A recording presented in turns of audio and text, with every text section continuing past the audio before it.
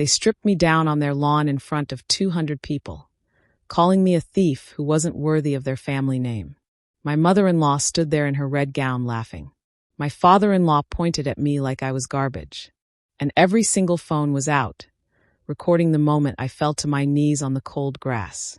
But what they didn't know, what none of them knew, my father was already watching. And he'd been preparing for this moment for weeks. Stay until the end, because what my father did next didn't just humiliate them back. It dismantled everything they thought they controlled. Trust me, you'll want to see how this ends. My name is Andrea Rivers, and this is the story of how I learned that the family you marry into can be more dangerous than any enemy. And sometimes justice doesn't come from screaming or fighting back. It comes quietly in a tailored suit carrying receipts. Before we begin, click subscribe, like this video, and tell me in the comments where you are watching from. Your support helps us bring more thrilling stories, and trust me, you don't want to miss them.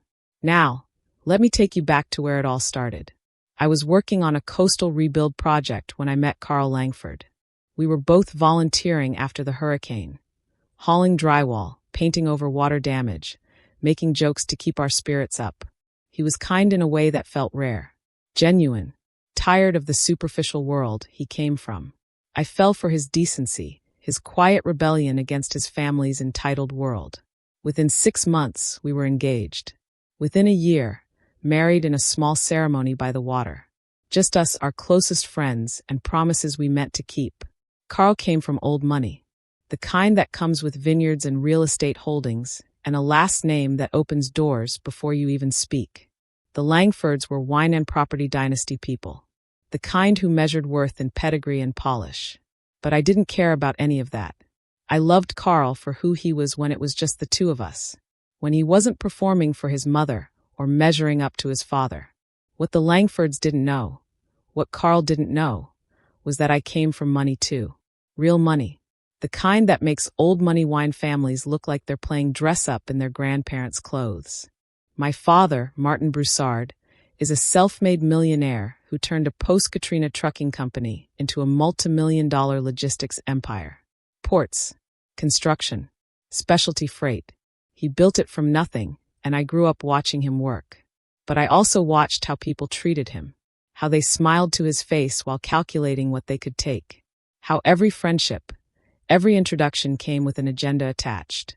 I saw women who wanted his name more than his heart, business partners who saw dollar signs instead of partnership. So when I turned 21 and moved away for college, I made a choice. I started using my mother's maiden name, Rivers. I lived modestly. I worked. I kept my background quiet. I wanted to build a life where people saw me first, not my father's portfolio. I wanted love that wasn't transactional, love that had nothing to do with net worth or leverage. My father understood. He'd wanted the same thing for me, even when it worried him. But he made me promise one thing before I left. If anyone ever crossed a line, if anyone ever threatened my dignity or safety, I would call him. No hesitation. No trying to handle it alone. I promised. And for 2 years of marriage, I kept that promise locked away. I was determined to make this work on my own terms, to prove I belonged in Carl's world without needing my father's money or power. The Langfords made that nearly impossible from the start.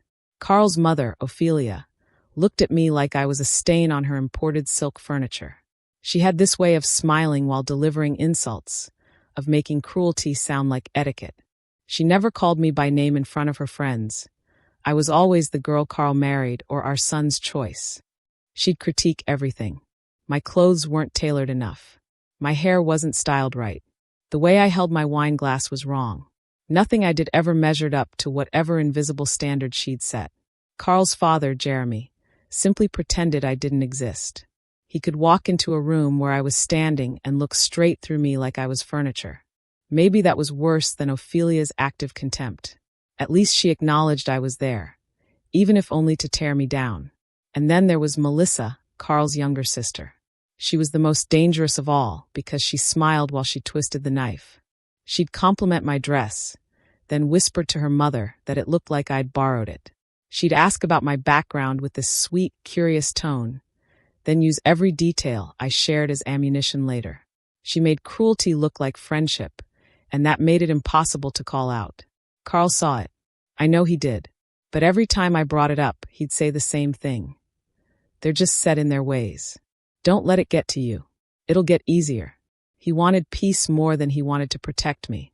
And I told myself that was okay. That love meant compromise. That I could endure the small cruelties as long as we had each other. I had no idea they were building towards something much worse. Or that the night of Jeremy and Ophelia's anniversary gala would be the night everything shattered. The night I'd finally make that call. And the night my father would show the Langfords exactly who they'd been underestimating all along. The coastal rebuild project smelled like salt air and sawdust. I'd signed up through a university volunteer program, needing something real after a semester of theory and textbooks. The hurricane had torn through 3 months earlier, leaving entire neighborhoods gutted and hollow. We were there to help families rebuild what the storm had taken. One wall, one room, one home at a time. That's where I met Carl. He showed up on the 3rd day, looking slightly lost in his new work boots and a t-shirt that still had the fold lines from the package. I was hauling sheets of drywall with another volunteer when he approached, offering to help. He wasn't trying to impress anyone. He just saw work that needed doing and stepped in. I'm Carl, he said, positioning himself on the other end of the board. Fair warning, I've never done this before, but I'm a fast learner. Andrea, I replied, adjusting my grip. Just don't drop your end. He didn't. And over the next 2 weeks, he kept showing up. We painted over water damage, ripped out moldy insulation, made terrible jokes to keep our spirits up when the work got heavy. He had this quality I hadn't encountered much in the men I'd dated before. He was present. When you talked, he listened. When someone needed help, he moved without being asked. There was a decency to him that felt rare. On the last day of the project, we sat on the tailgate of a volunteer coordinator's truck, drinking lukewarm lemonade and watching the sunset paint the damaged houses gold. Carl turned to me and said, I don't want this to end. I mean, can I take you to dinner? Somewhere that doesn't serve lemonade out of a cooler. I said yes before I'd even thought about it. That's how it started. Simple, uncomplicated, real. What Carl didn't know, what I made sure he didn't know, was that simple had been a deliberate choice on my part. Because simple was the one thing I'd never had growing up. My father, Martin Broussard, built an empire from rubble. After Hurricane Katrina tore through the Gulf Coast, he was running a 2-truck operation hauling construction debris. He worked 20-hour days, took contracts other people thought were impossible, and delivered every single time. Within 5 years, he'd expanded into specialty logistics. Within 10, he owned port operations, construction firms, and freight networks across 3 states. He did it without inheritance, without connections, without anyone handing him anything. I grew up watching him build. I also grew up watching what that money attracted. I was 12 when I first noticed the pattern. A woman at one of my father's charity galas who laughed too loud at his jokes, touched his arm too often, and asked pointed questions about his business holdings before she ever asked his favorite color. A college friend who stayed close until she realized my father wasn't going to invest in her boyfriend's startup, then stopped returning my calls. Business partners who smiled during negotiations while their lawyers tried to carve out pieces of what my father had built with his own hands. Everyone wanted something. No one just wanted him. Or me. By the time I turned 21, I'd attended enough dinners, enough galas, enough carefully orchestrated introductions to understand the price of the Broussard name. So I made a decision. I started using my mother's maiden name, Rivers. I moved to a modest apartment near campus, worked part-time at a bookstore, and lived on a budget I set for myself. My father didn't fight me on it. He understood better than anyone what I was trying to protect. But he made me promise one thing the night before I left. We were in his study, the city lights spreading out below his office windows like scattered diamonds.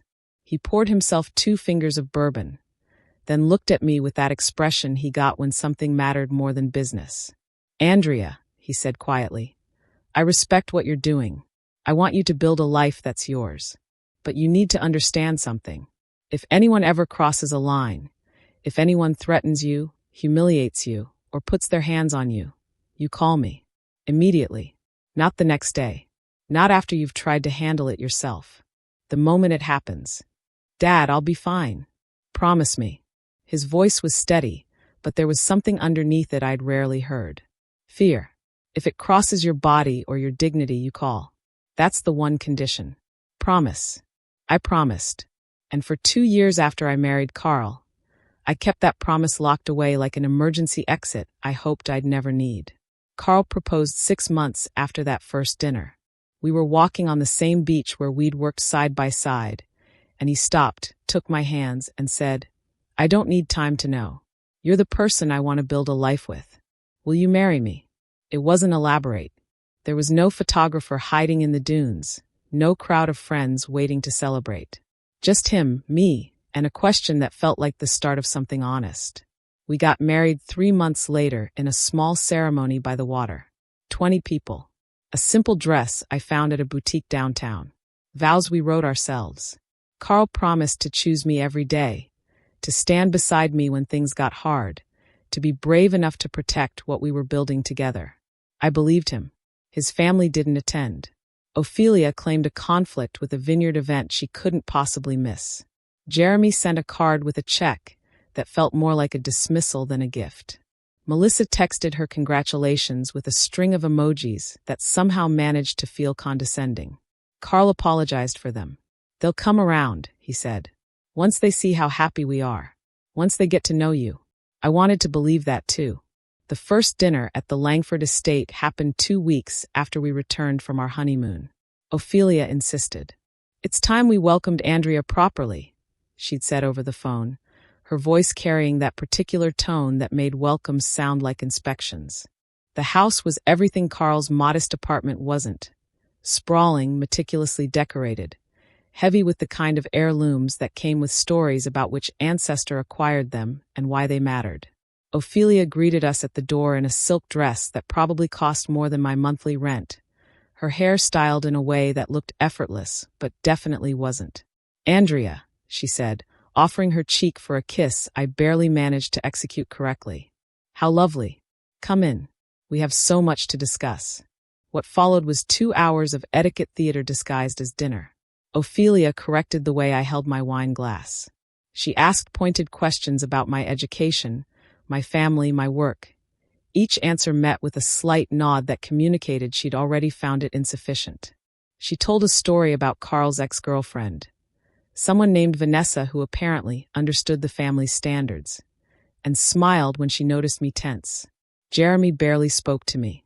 When Ophelia asked him to pass judgment on the wine selection, he launched into a lecture about terroir and vintage that seemed designed to exclude anyone who hadn't grown up on a vineyard. He addressed Carl, asked him about business, about the family holdings, about his plans for the future. I sat there feeling like furniture. Melissa was different. She smiled at me, complimented my dress, asked about our honeymoon with what seemed like genuine interest.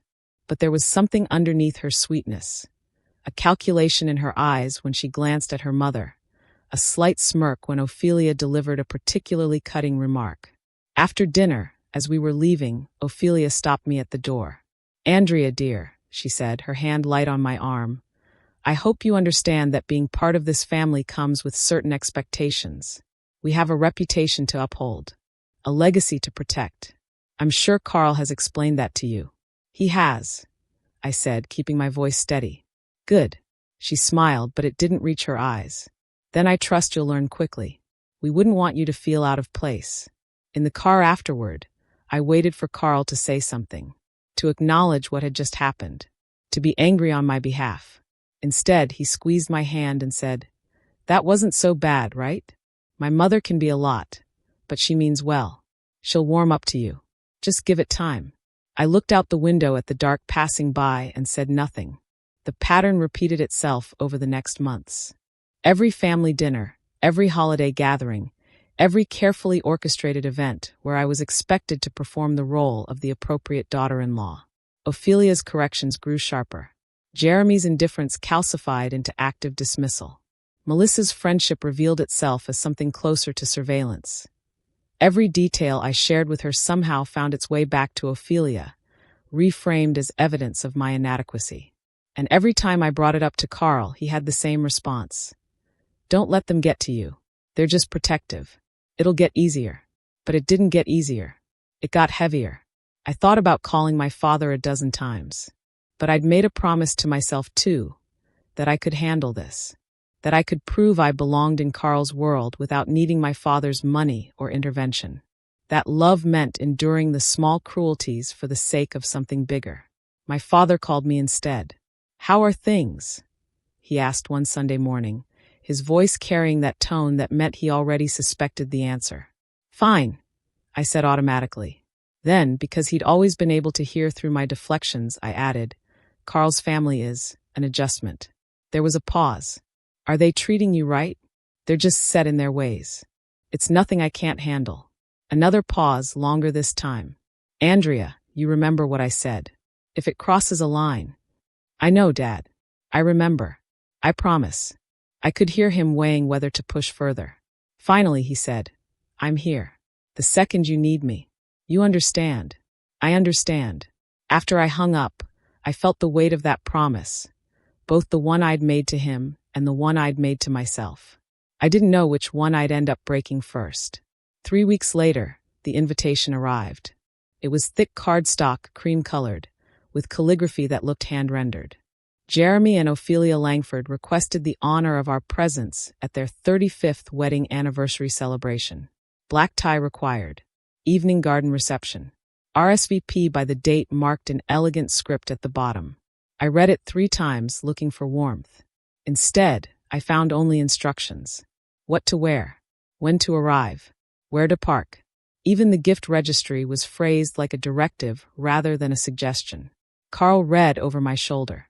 It'll be nice, he said. Big party, lots of people. Less intense than the family dinners. You'll see.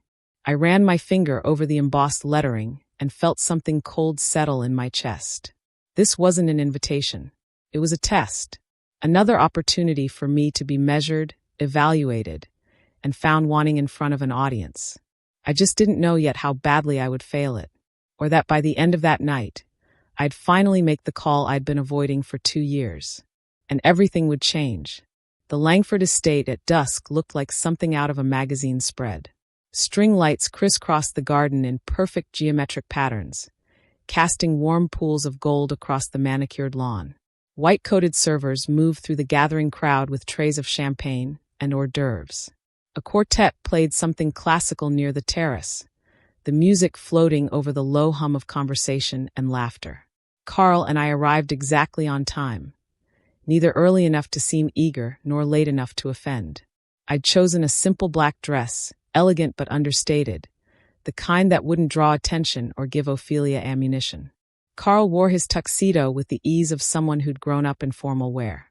He squeezed my hand as we walked up the stone path. You look beautiful, he said. Just be yourself. It's going to be fine. I wanted to believe him. The valet line stretched down the curved driveway. Mercedes, BMWs, a few Teslas, one vintage Rolls-Royce that probably cost more than most people's houses. I recognized some of the guests from previous family gatherings. Others from the society pages Carl's mother kept in a leather binder in her study. This wasn't just an anniversary party. It was a showcase, a performance of status and legacy, and everyone here knew their role. We were barely through the entrance when Ophelia materialized, resplendent in a crimson gown that caught the light with every movement. Her hair was styled in an intricate updo, diamonds glittering at her throat and wrists. She looked like she was attending a state dinner, not a garden party. Carl, darling. She kissed his cheek, then turned to me with that smile that never quite reached her eyes. Andrea. How lovely. That's the dress you chose. It seemed appropriate, I said evenly. Well, you're here now. Come, let me show you where everything is. Can't have you wandering around lost all evening. She didn't wait for a response, just glided toward the terrace with the expectation that we'd follow. Carl gave me an apologetic look and fell into step behind his mother.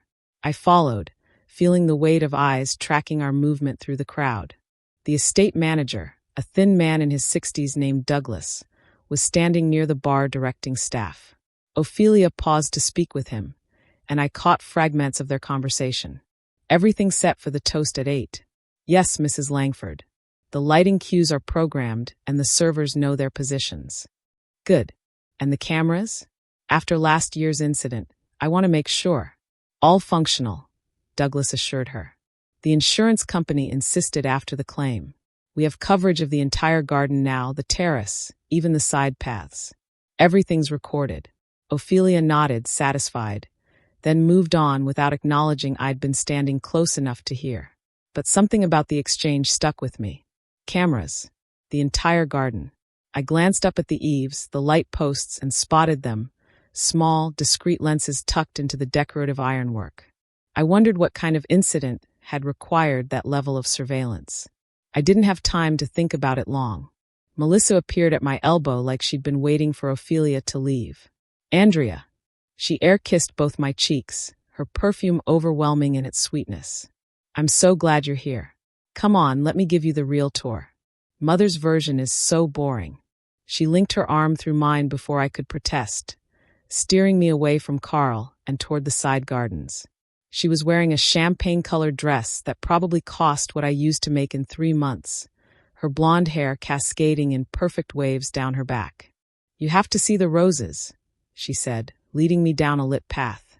They're absolutely gorgeous this year, and I wanted to catch up with you properly.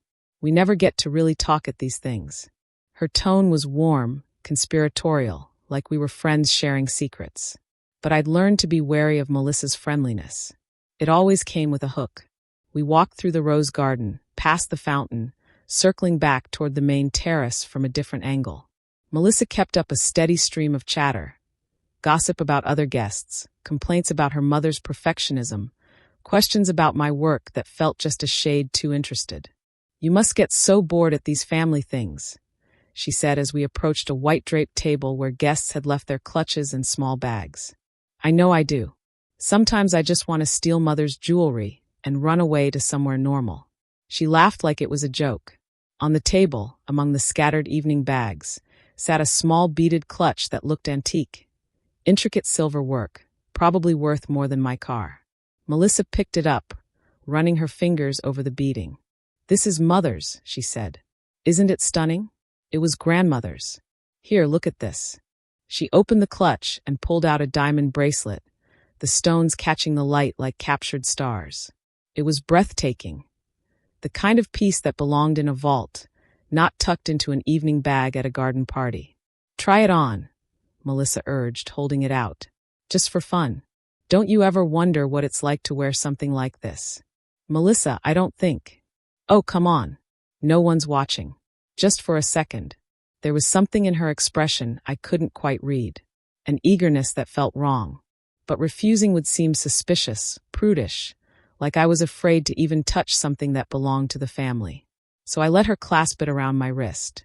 The weight of it felt wrong immediately. Too heavy. Too much. See, Melissa said, her voice bright.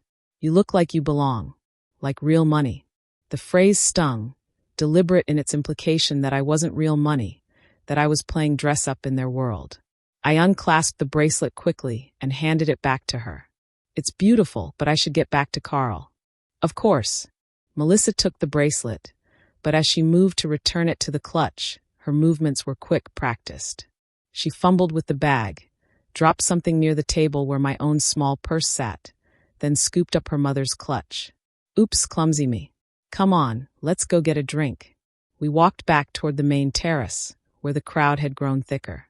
The quartet had finished their set, and Jeremy was positioning himself near a small raised platform, champagne glass in hand.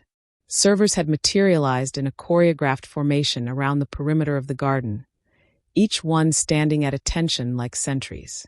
Ophelia swept past us, checking details with the focus of a general preparing for battle.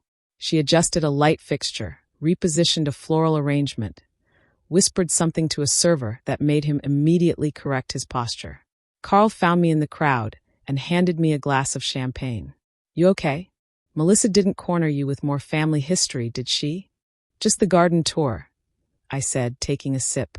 The champagne was excellent, probably something rare and expensive. Everything here was. Attention, everyone. Jeremy's voice boomed across the garden. The conversations died down to murmurs, then silence. If I could have a moment of your time.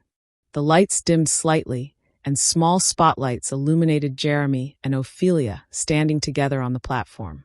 It was theatrical, calculated for maximum impact. I could see phones coming out, guests positioning themselves for photos. 35 years ago, Jeremy began, his voice carrying that authoritative tone he used when he wanted to remind everyone of his importance. I married the most remarkable woman I've ever known. Ophelia has been my partner in building not just a marriage, but a legacy. A family name that stands for excellence, integrity, and tradition. He raised his glass toward Ophelia, who smiled with practiced grace. The crowd applauded politely. We've weathered storms together, he continued. We've built something that will outlast us, a heritage our children and grandchildren will carry forward. But legacy isn't just about what you build. It's about protecting it, about making sure that what you've created doesn't get diluted or diminished by those who don't understand its value. The words landed differently on me than they probably did on the rest of the crowd. I felt Carl tense beside me. Even he heard the implication. So tonight, Jeremy said, lifting his glass higher, I want to toast not just to 35 years of marriage, but to the strength to protect what matters. To family. To standards. To knowing who belongs. To family, the crowd echoed, glasses rising. I didn't drink. The lights came back up, brighter now, and the quartet started a new piece. Servers began moving through the crowd again, offering refills, clearing empty glasses. The party shifted into its next phase. The mingling, the networking, the performance of social connection that people like the Langfords had perfected over generations. I was turning to find somewhere quiet to stand when I heard Melissa's voice, sharp and panicked, cutting through the ambient noise. Mother, your bracelet. Heads turned. Conversations stopped mid-sentence. Ophelia's expression shifted from composed to alert in an instant. What about it? Her voice carried across the garden. Melissa was at the clutch table, her mother's beaded bag in her hands, her face a perfect mask of distress. It's gone. The diamond bracelet. I came to get my phone and I saw, it's not here. Someone took it. The crowd's energy changed immediately. Phones that had been put away came back out. Guests pressed closer, drawn to drama like moths to flame. I felt my stomach drop, a cold dread spreading through my chest. That's impossible, Ophelia said, crossing toward the table with Jeremy close behind. I had it when we arrived.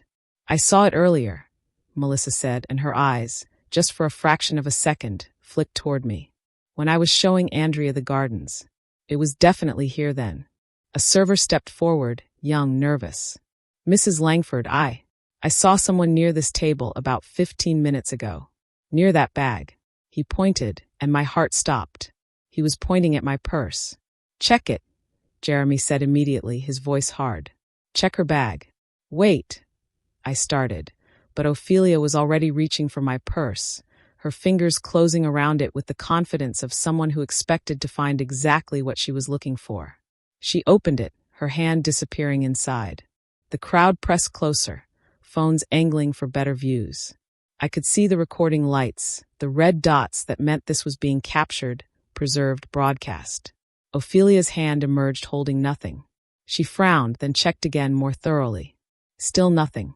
For a moment, I felt a rush of relief, so intense it made me dizzy. Then another server spoke up, his voice apologetic but clear. Mrs. Langford, I think. There's something on the ground. Right there, near her bag. Everyone looked down. There, half hidden by the white tablecloth, something glittered. Ophelia bent down and retrieved it with theatrical slowness. When she straightened, she was holding the diamond bracelet, letting it dangle from her fingers so everyone could see. The stones caught the light, beautiful and damning. Well, she said softly, but her voice carried. I suppose we have our answer. The crowd's energy shifted again, from curiosity to something uglier. Judgment. I could feel it pressing in from all sides. Phone stayed up, recording everything. I looked for Carl in the crowd, found his face, saw the confusion there, the uncertainty. Andrea, Ophelia said, her voice dripping with disappointed authority.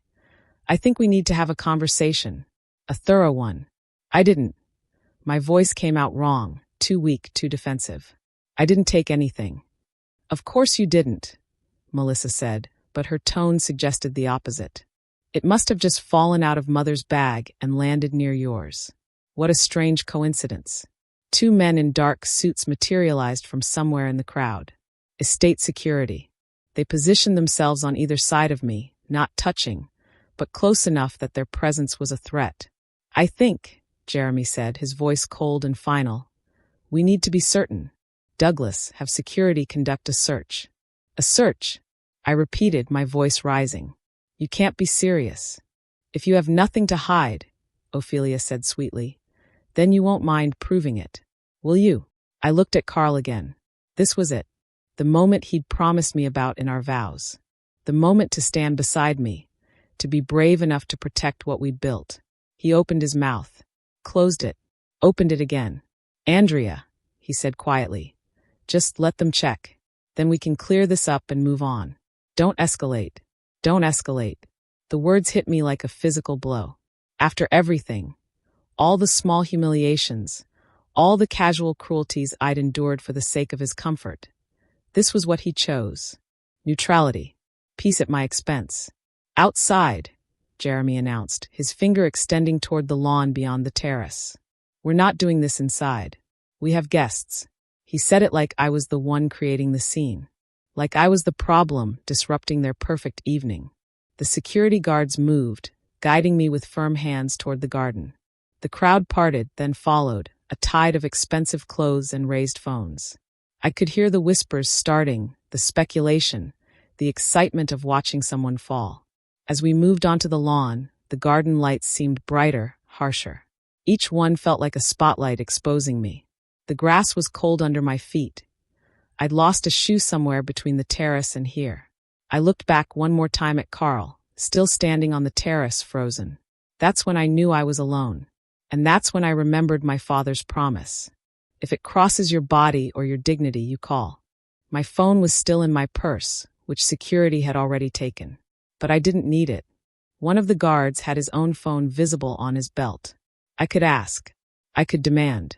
I could invoke the one protection I'd promised myself I wouldn't need. The crowd pressed closer, forming a circle on the lawn. Ophelia stood at the edge, her red gown blazing like a warning fire. Jeremy's finger was still extended, pointing at me like I was something contaminated. And every single person had their phone out, recording. This was it. The moment the Langfords had been building toward since the day I married into their family. The lesson they'd been waiting to teach me about knowing my place. They just didn't know I had a phone call to make. And once I made it, everything they thought they controlled was about to come crashing down. The lawn felt like a stage, and I was the only one who hadn't been given a script. The security guards positioned themselves on either side of me, professional in their movements, but unmistakably confining. The crowd had formed a loose circle, phones held at eye level, recording lights blinking like dozens of tiny red eyes in the darkness. Behind them, the garden lights cast everything in a warm, golden glow that made the scene look almost beautiful, almost civilized. It was neither. Empty your pockets, one of the guards said. His voice was neutral, detached, like he was conducting a routine security check at an airport rather than publicly searching someone at a garden party. I already showed you my purse, I said, trying to keep my voice steady. There was nothing in it. Your pockets, he repeated. I had a tissue in one pocket, a lipstick in the other. I pulled them out, held them up for everyone to see. The guard took them, examined them like they might be concealing stolen jewelry, then handed them back. She could have hidden it anywhere. Melissa's voice carried from somewhere in the crowd. Maybe in her dress. Maybe in her. Melissa enough, Ophelia said, but there was no real reprimand in her tone. She was standing at the edge of the circle, that beaded clutch in one hand, the recovered bracelet in the other, holding them up like evidence at a trial. Her red gown caught the light with every small movement, making her look like some kind of elegant prosecutor. Jeremy stood beside her, his expression carved from stone. We need to be thorough, he said. She had access to the table. She was seen near the bag. We need to be absolutely certain nothing else was taken. I didn't take anything, I said again, louder this time. My hands were shaking.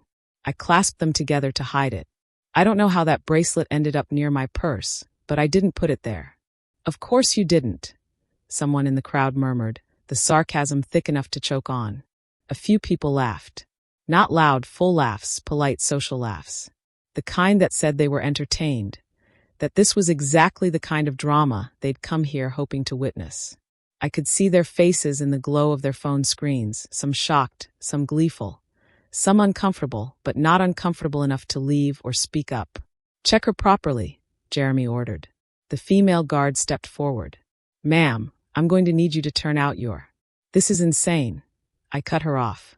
Carl, tell them. Tell them this is insane. I found him in the crowd. He was standing near the terrace steps, close enough to see everything but far enough to maintain distance. Our eyes met, and for a second I thought I saw something there, shame, maybe, or regret. But he didn't move. Andrea, he said, and his voice was pleading, exhausted. Just let them finish. Don't make this harder than it has to be. Don't escalate. There it was again. That word. Escalate. Like I was the one creating this situation. Like I was the problem that needed to be managed. Something broke in me then. Not loudly. Not dramatically. Just a quiet crack, like ice giving way under weight it was never meant to bear. The female guard's hands were on me now, patting down my sides, checking the small of my back, running along the hem of my dress. It was professional but invasive, each touch a violation in front of 200 witnesses who were recording every second. Nothing here, the guard said. Check more thoroughly, Ophelia instructed. I want to be certain. That bracelet is a family heirloom. If she's taken anything else. I haven't. Then you won't mind proving it. Ophelia's voice was silk over steel. Or perhaps you'd prefer we call the actual police. Let them conduct a proper search. I'm sure they'd be very interested in how that bracelet ended up at your feet. It was a trap, and I could see it closing. Agree to this humiliation, or face something worse. Let them strip me of dignity here, or risk arrest, scandal, legal consequences I couldn't predict. I looked at Carl again. This was his moment. His last chance to be the man he'd promised to be in our vows. Carl, please. He looked away. That's when I understood. He wasn't going to save me. He'd never been going to save me. All the promises, all the vows, all the whispered reassurances that he'd stand by me. They'd been conditional. True only as long as standing by me didn't cost him anything with his family. The dress, Jeremy said. Check the dress. The guard hesitated. Even she seemed uncomfortable now. Sir, I don't think. I'm not asking. A murmur went through the crowd. Some phones lowered slightly, though most stayed up. I saw a few faces that looked uncertain now, like maybe this was going too far. But no one spoke up. No one stepped forward. They just watched. Take off your dress, Ophelia said, and there was something almost satisfied in her tone. Like this was the moment she'd been waiting for. If you have nothing to hide. No. My voice came out stronger than I expected. No, I'm not doing that. Then you're admitting. I'm not admitting anything. I'm telling you that you don't get to do this to me. Jeremy stepped forward, his face flushed with anger or champagne or both. You will do what you're told, or I will have you removed from this property and charged with theft. Do you understand me? You are in our home. You were caught with our property. And you will submit to a search or you will face the consequences. The guards moved closer. Their hands weren't gentle anymore. Ma'am, the female guard said quietly.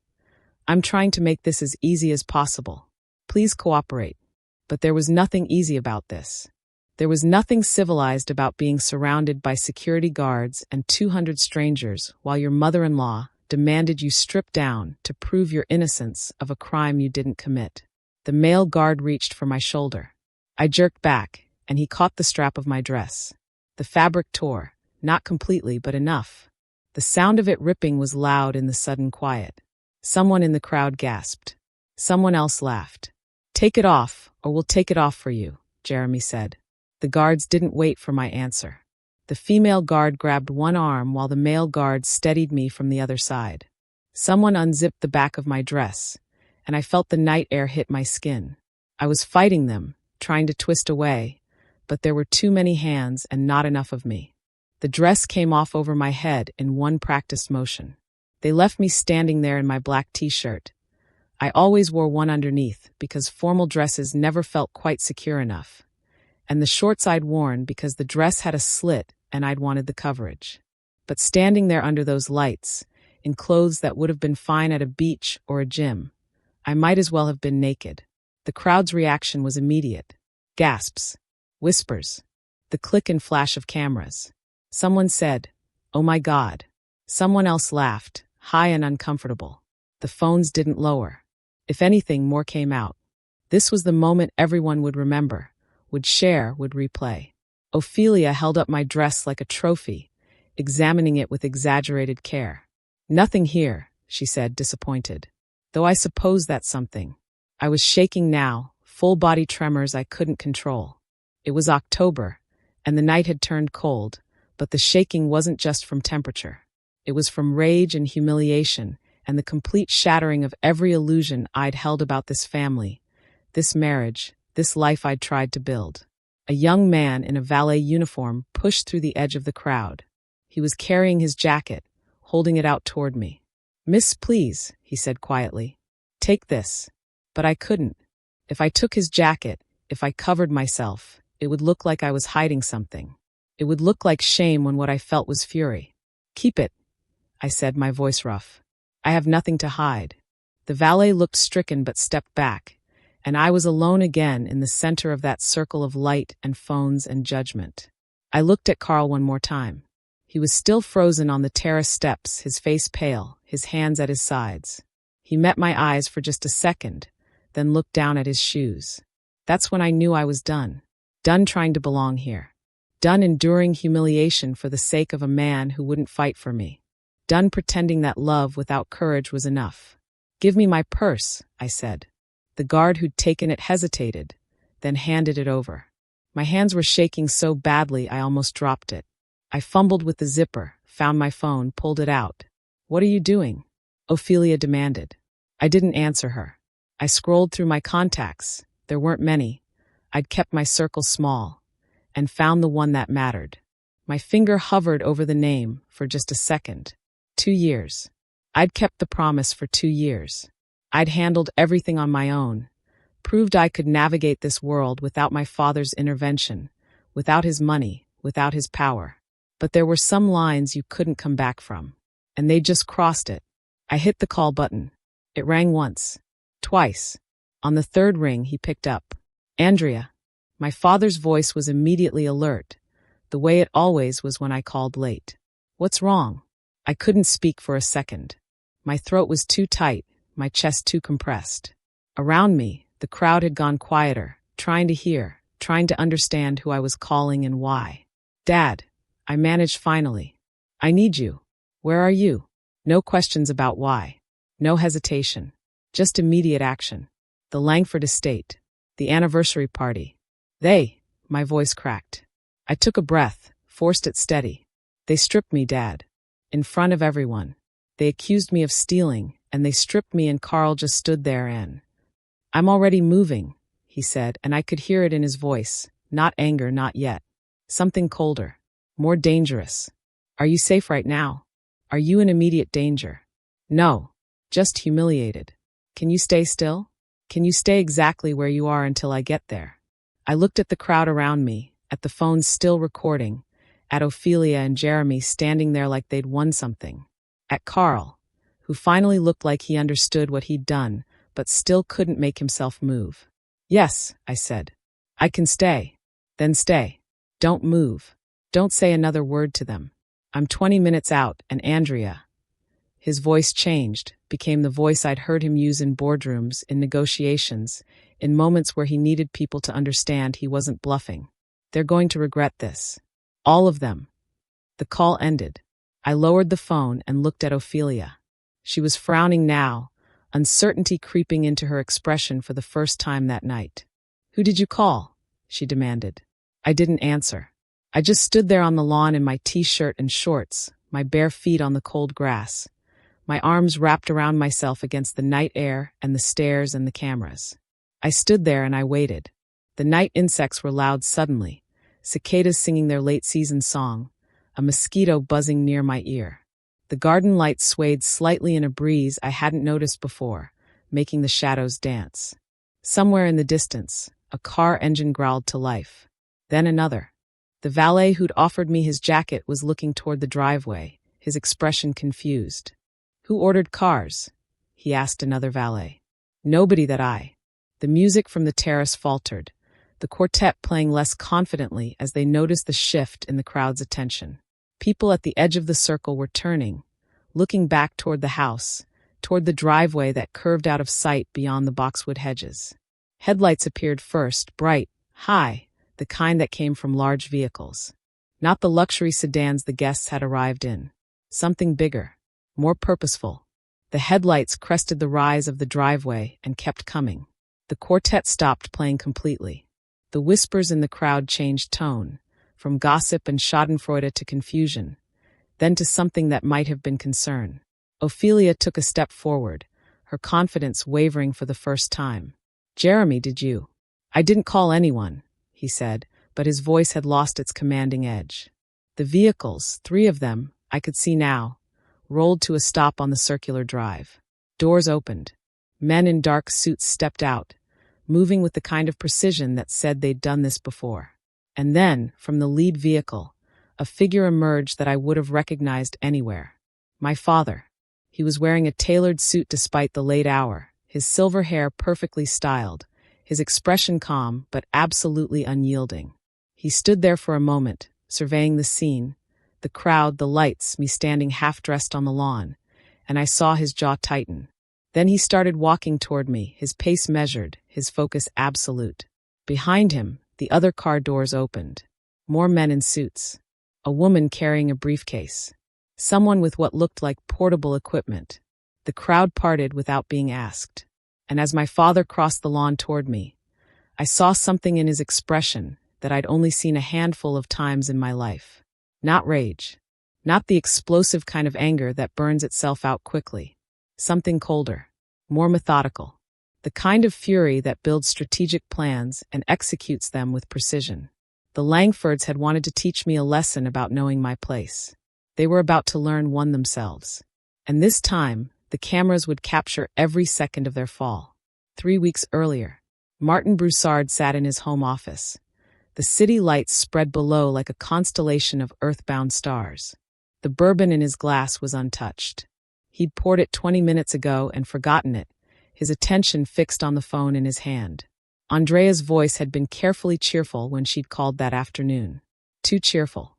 The way she used to sound when she was 12 and trying to hide a bad grade, or 16 and pretending a breakup hadn't hurt. She talked about the weather, about work, about a book she was reading, everything except what he'd actually asked about. "How are things with Carl's family?" "Fine, Dad. Really. Just, adjusting." Adjusting. The word carried weight she wouldn't explain. He hadn't pushed. Andrea had asked for the space to build her own life, and he'd respected that. But respect didn't mean ignorance. He pulled up a file on his laptop. The private investigator's preliminary report had arrived that morning, and it made for uncomfortable reading. Nothing illegal, nothing he could act on directly, but a pattern that set off every instinct he'd honed over 30 years of business. The Langfords weren't just cold to his daughter. They were systematically undermining her. A friend who worked catering had mentioned seeing Andrea serving tea at a family gathering. Odd, since she was family, not staff. A society page photograph showed her standing 3 feet behind the family group at a vineyard event, positioned like an afterthought. And then there was the story his investigator had uncovered about a staff member at the Langford estate. A young woman who'd been disciplined at a family dinner for using the wrong silverware. The woman had quit the next day, too rattled to go into detail but willing to say it had been humiliating and public. Martin knew men like Jeremy Langford, knew women like Ophelia. They collected power the way other people collected art. Not to enjoy it, but to display it. To remind everyone else who had it and who didn't. He picked up his phone and called his attorney. "Douglas? Martin Broussard. I need you to do something for me." Quietly. 2 weeks earlier. The vineyard's loan was easier to acquire than Martin had expected. The regional bank that held the note was looking to clean up its commercial portfolio, and when Martin Shell Corporation made an offer slightly above book value, They didn't ask many questions. What they didn't know, what the Langfords wouldn't know until it mattered, was that the loan had floating rate provisions tied to certain covenants. Behavioral covenants, including one about criminal allegations or investigations on the property. Martin's lawyers had flagged it as unusual when they'd reviewed the documents, but Martin had just smiled. "Perfect," he'd said. "Leave it exactly as written." The alcohol permit for the anniversary gala was more complex. The Langfords had contracted with a high-end catering company, which had secured the permit through the usual channels. But permits required insurance, and insurance required compliance audits, and compliance audits could be triggered by vendors in the approval chain. Martin didn't own the catering company, but he did own a specialty logistics firm that handled their wine distribution. And when that firm raised a routine compliance question, nothing threatening, just a request for additional documentation, the permit went into a pending status. It would be approved, of course, probably, as long as nothing went wrong at the event itself. The marina project was almost too easy. Carl's development had been underwater, financially speaking, for 18 months. The permits were stalled, the investors were nervous, and Carl was bleeding money trying to keep it alive. When Martin's development company quietly approached with an option to acquire, with a clause allowing acceleration if certain reputational or ethical standards were compromised, Carl's own lawyer had advised him to take it. "It's insurance," the lawyer had said. "If the project fails, you have a buyer. If it succeeds, you retain control." Carl had signed without reading the fine print about what constituted an ethical breach. Martin's final move was the distribution contracts. The Langfords' vineyard relied on a network of wholesalers and specialty retailers to move their product. Those contracts came up for renewal every 3 years, and most included right of first refusal clauses if the relationships changed hands. Martin didn't need to own the distributors. He just needed to be positioned to acquire the contracts if they became available. And contracts became available when the vendor relationships soured, which they would if the Langford reputation took a hit. It was a web, carefully constructed, each strand seemingly independent, but all leading back to Martin's quiet control. He hadn't built it for revenge. He'd built it for protection, because men like Jeremy Langford didn't respond to reason or appeals. They responded to leverage, and Martin had just positioned himself to own all of it. The night of the gala at 7:43 p.m., Martin was having dinner at his downtown club when his phone buzzed with an alert from a number he didn't recognize. The message was brief. Compliance flag triggered. Langford property. Garden surveillance captured suspicious activity during event. Require counsel review immediately. It was from David Chun, the insurance broker who handled the vineyard's policy. They'd met once, briefly, at a charity function. Martin had mentioned, casually, that he had business interests that sometimes intersected with event insurance. If Chun ever saw anything unusual, Martin would appreciate a heads-up. Chun was calling in that favor now. Martin opened the attached files. 2 video clips, time-stamped from earlier that evening. The first showed Melissa Langford handling a diamond bracelet near a table with several bags. Her movements were quick, practiced, dropping the bracelet near one particular purse, then stepping back as if she'd just noticed it there. The second clip showed Ophelia and Melissa in conversation near the terrace, heads close together, Ophelia's lips moving in what looked like instructions. No audio, but the body language was clear. This was planned. Martin's jaw tightened. He pulled up the photo Andrea had texted him 2 days ago. A picture of the gala invitation, sent with a nervous joke about surviving the evening. He zoomed in on the date, the time. The gala was happening right now. He stood, already dialing. His head of security picked up on the first ring. "James, I need a team assembled. 3 vehicles, full kit. We're going to the Langford estate."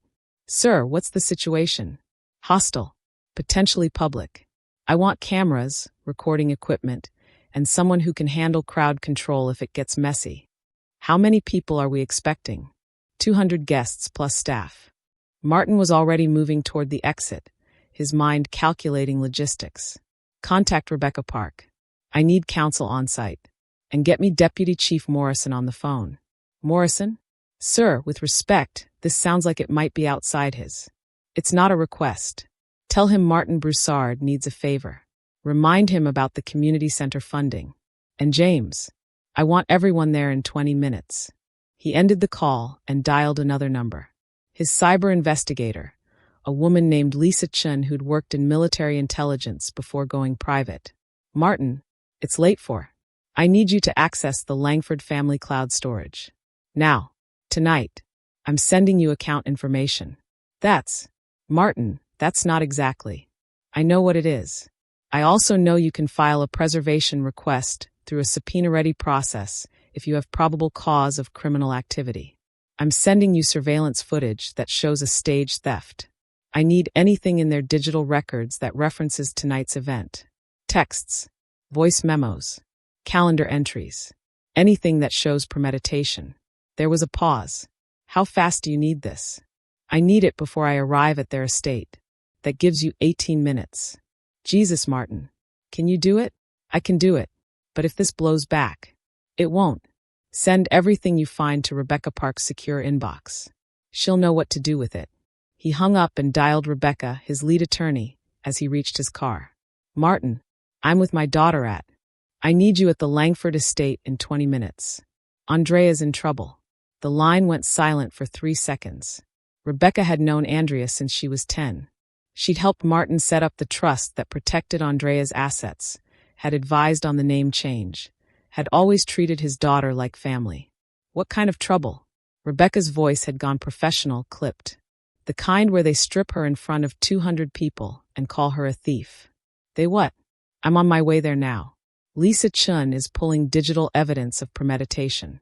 David Chun flagged surveillance from their garden cameras, showing a staged theft. I need you to coordinate with Deputy Chief Morrison. James is calling him now. And make sure we don't walk into a situation where local police are already on Langford's side. Morrison owes you, but Martin, he can't just. I'm not asking him to arrest anyone. I'm asking him to be present to ensure the situation doesn't escalate into assault charges against my daughter. The Langfords have private security. I want a representative from the city there to make sure this stays civil. What about the footage?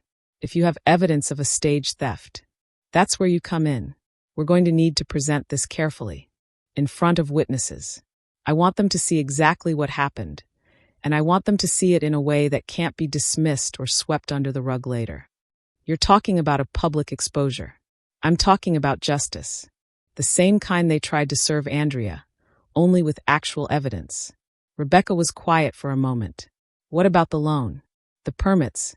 The marina option? All in place. All clean. All ready to execute if needed. You've been preparing for this. I've been preparing for the possibility. I hoped I'd never need it. At 7:58 p.m., Martin's phone rang as he merged onto the highway. Lisa Chun. I found something, she said without preamble. Audio memo on Melissa Langford's phone, auto-backed up to the family cloud storage.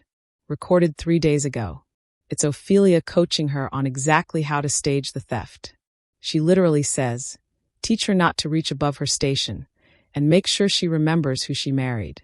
Martin's hands tightened on the steering wheel. Send it to Rebecca. Immediately. Already done. There's also a group text from this afternoon. Melissa to 2 of her friends. Quote, can't wait for tonight's lesson. Mother's been planning this for weeks. Andrea won't know what hit her. End quote. Screenshots. Sent. Time-stamped. Authenticated. Good work, Lisa. Martin, whatever you're planning, be careful. These people have lawyers too. So do I. And mine have evidence. He ended the call as another came through. James.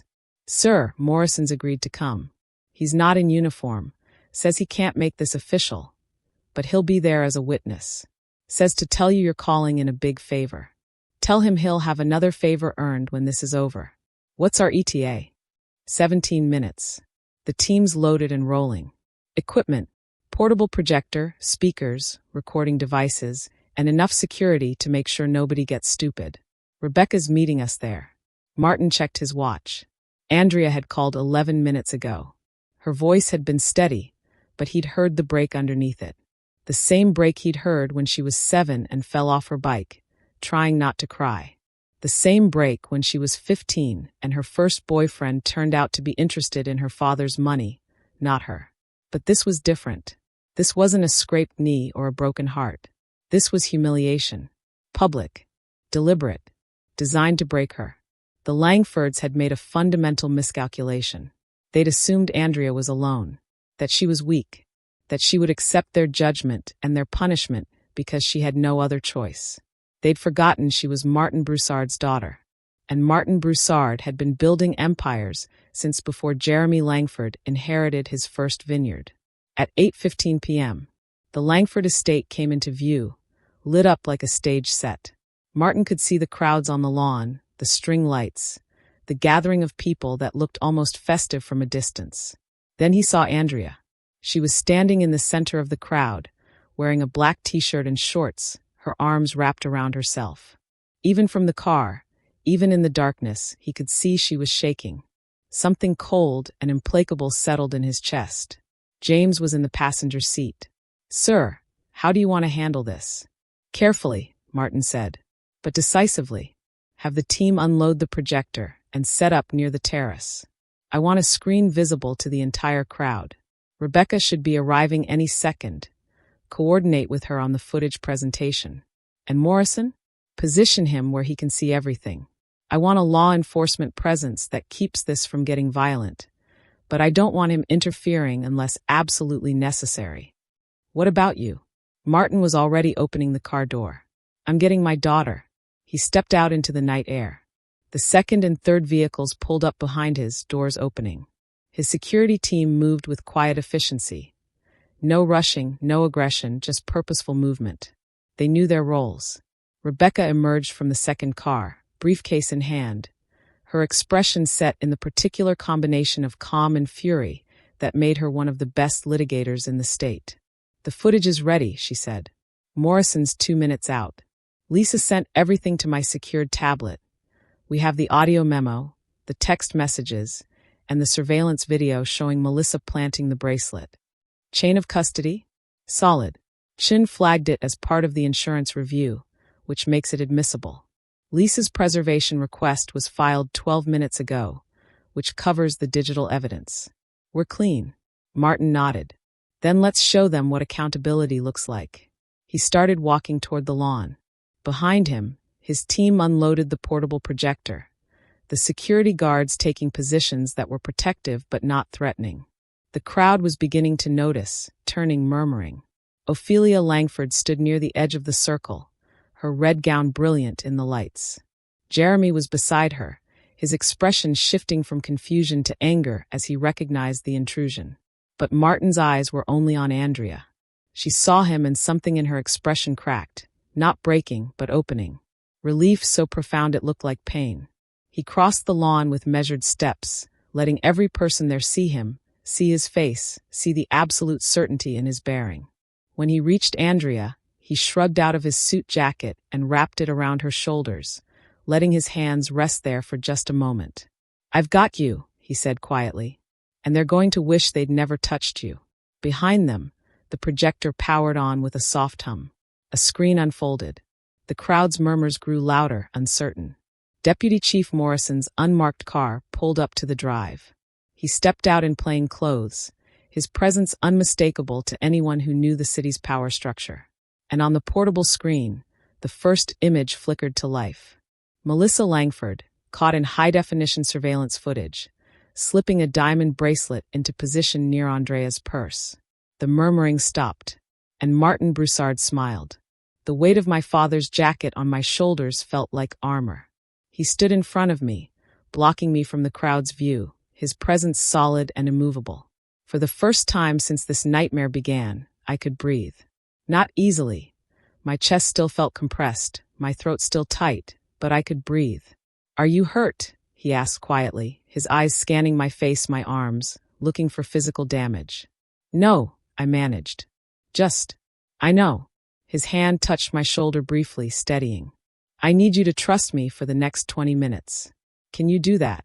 I nodded. I'd been trusting him my entire life. Tonight was no different. He turned then, and I saw what the crowd saw. Martin Broussard in a perfectly tailored suit, his silver hair catching the garden lights, his expression calm but absolutely unyielding. He didn't look angry. He looked certain. And somehow that was more frightening than rage would have been. Behind him, his team moved with quiet precision. Men in dark suits positioned themselves at the edges of the crowd. Not threatening, not advancing, just present. A woman in business attire was setting up equipment near the terrace, connecting cables to a portable projector that hummed to life. And walking up the lawn with the measured pace of someone who'd done this 1,000 times was a man in his 50s, plain clothes, but carrying himself with the unmistakable authority of law enforcement. The crowd had gone quiet. 200 people who'd been gossiping and recording and enjoying the spectacle minutes ago were now uncertain, shifting, trying to understand what was happening. Ophelia stepped forward, her red gown swishing with indignation. "Excuse me, but this is a private event. You're trespassing. I'm going to have to ask you to." "Mrs. Langford." My father's voice wasn't loud, but it carried. "I'm Martin Broussard, Andrea's father, and I'm not going anywhere until we've addressed what happened here tonight. Nothing happened here except that your daughter was caught stealing." "That's interesting," Martin said, still calm, "because I have surveillance footage that tells a very different story. Would you like to see it?" Ophelia's mouth closed. She glanced at Jeremy, who'd come up beside her, his face flushed with anger or alcohol or both. "I don't know who you think you are," Jeremy started, "but you can't just show up at our home and make accusations." "I'm not making accusations." Martin gestured toward the woman with the briefcase. "This is Rebecca Park, my legal counsel. She's prepared to present evidence of what actually occurred this evening. But first, I'd like to introduce Deputy Chief Thomas Morrison of the City Police." The man in plain clothes stepped forward, nodding slightly. He wasn't in uniform, but his presence shifted something in the air. This wasn't just a family dispute anymore. This had witnesses. Official witnesses. "I'm here as an observer," Morrison said, his voice professionally neutral. "Mr. Broussard contacted me with concerns about a possible assault and false criminal accusation. I'm here to ensure that any allegations are handled appropriately." "Assault?" Ophelia's voice rose. "No one was assaulted. We simply conducted a search of someone we had reason to believe had stolen from us. A search that involved forcibly removing my daughter's clothing in front of 200 people," Martin said, and now there was an edge to his voice. "Without her consent, after you'd staged evidence to justify it." "Staged?" Melissa pushed through the crowd, her face pale but defiant. "That's absurd. I found the bracelet exactly where you planted it." Rebecca Park spoke for the first time, her voice crisp and professional. "Approximately 43 minutes ago, which we can prove." She nodded to the technician, who pressed a button on the projector. The portable screen that had been set up near the terrace flickered to life, bright enough to be visible across the entire lawn. The first image appeared. Surveillance footage from one of the garden cameras, time-stamped 7:34 p.m. The angle showed the white-draped table where guests had left their bags and clutches. Melissa entered the frame, carrying a small beaded purse, her mother's, clearly identifiable by the distinctive silver beadwork. I watched my own recorded figure follow Melissa into frame. We were talking, though the footage had no audio. Melissa opened the clutch, pulled out something that glittered even in the low resolution, and held it up. The bracelet. Even from across the lawn, I heard someone in the crowd gasp. On screen, Melissa clasped the bracelet around my wrist. We looked at it for a few seconds. I could see myself pull my hand back, uncomfortable. Then I removed it and handed it back to her. And this was where the footage became damning. Melissa didn't put the bracelet back in the clutch. Her hand moved quickly, deliberately, and the bracelet dropped to the table surface near my purse. Not in it, but near it, positioned exactly where it would be found later. The motion was practiced. Smooth. Not an accident. The screen froze on that frame. Melissa's hand releasing the bracelet. Her face turned slightly away, as if she was already looking for witnesses to what she was about to claim she'd discovered. The crowd's energy changed. I could feel it like a pressure shift before a storm. Phones that had been held at recording height lowered slightly. Whispers started, different in tone from before, uncertain now, uncomfortable. "That's not," Melissa started, but her voice cracked. The angle makes it look. There are 2 cameras, Rebecca said calmly. Would you like to see the second angle? It's even clearer. The screen changed. A different view of the same moment. This one showing Melissa's face clearly as she dropped the bracelet.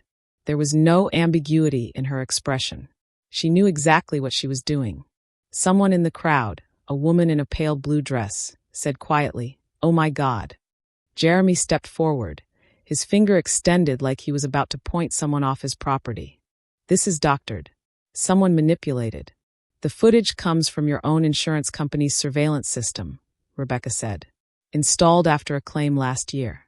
The insurance broker flagged tonight's activity as suspicious and contacted me directly. The chain of custody is completely documented. If you'd like to challenge its authenticity, we can arrange for a forensic analysis. That will, of course, take several weeks and involve subpoenas for your entire surveillance system." Ophelia's face had gone pale under her makeup. "This is ridiculous. Even if Melissa made a mistake about where the bracelet was, it wasn't a mistake."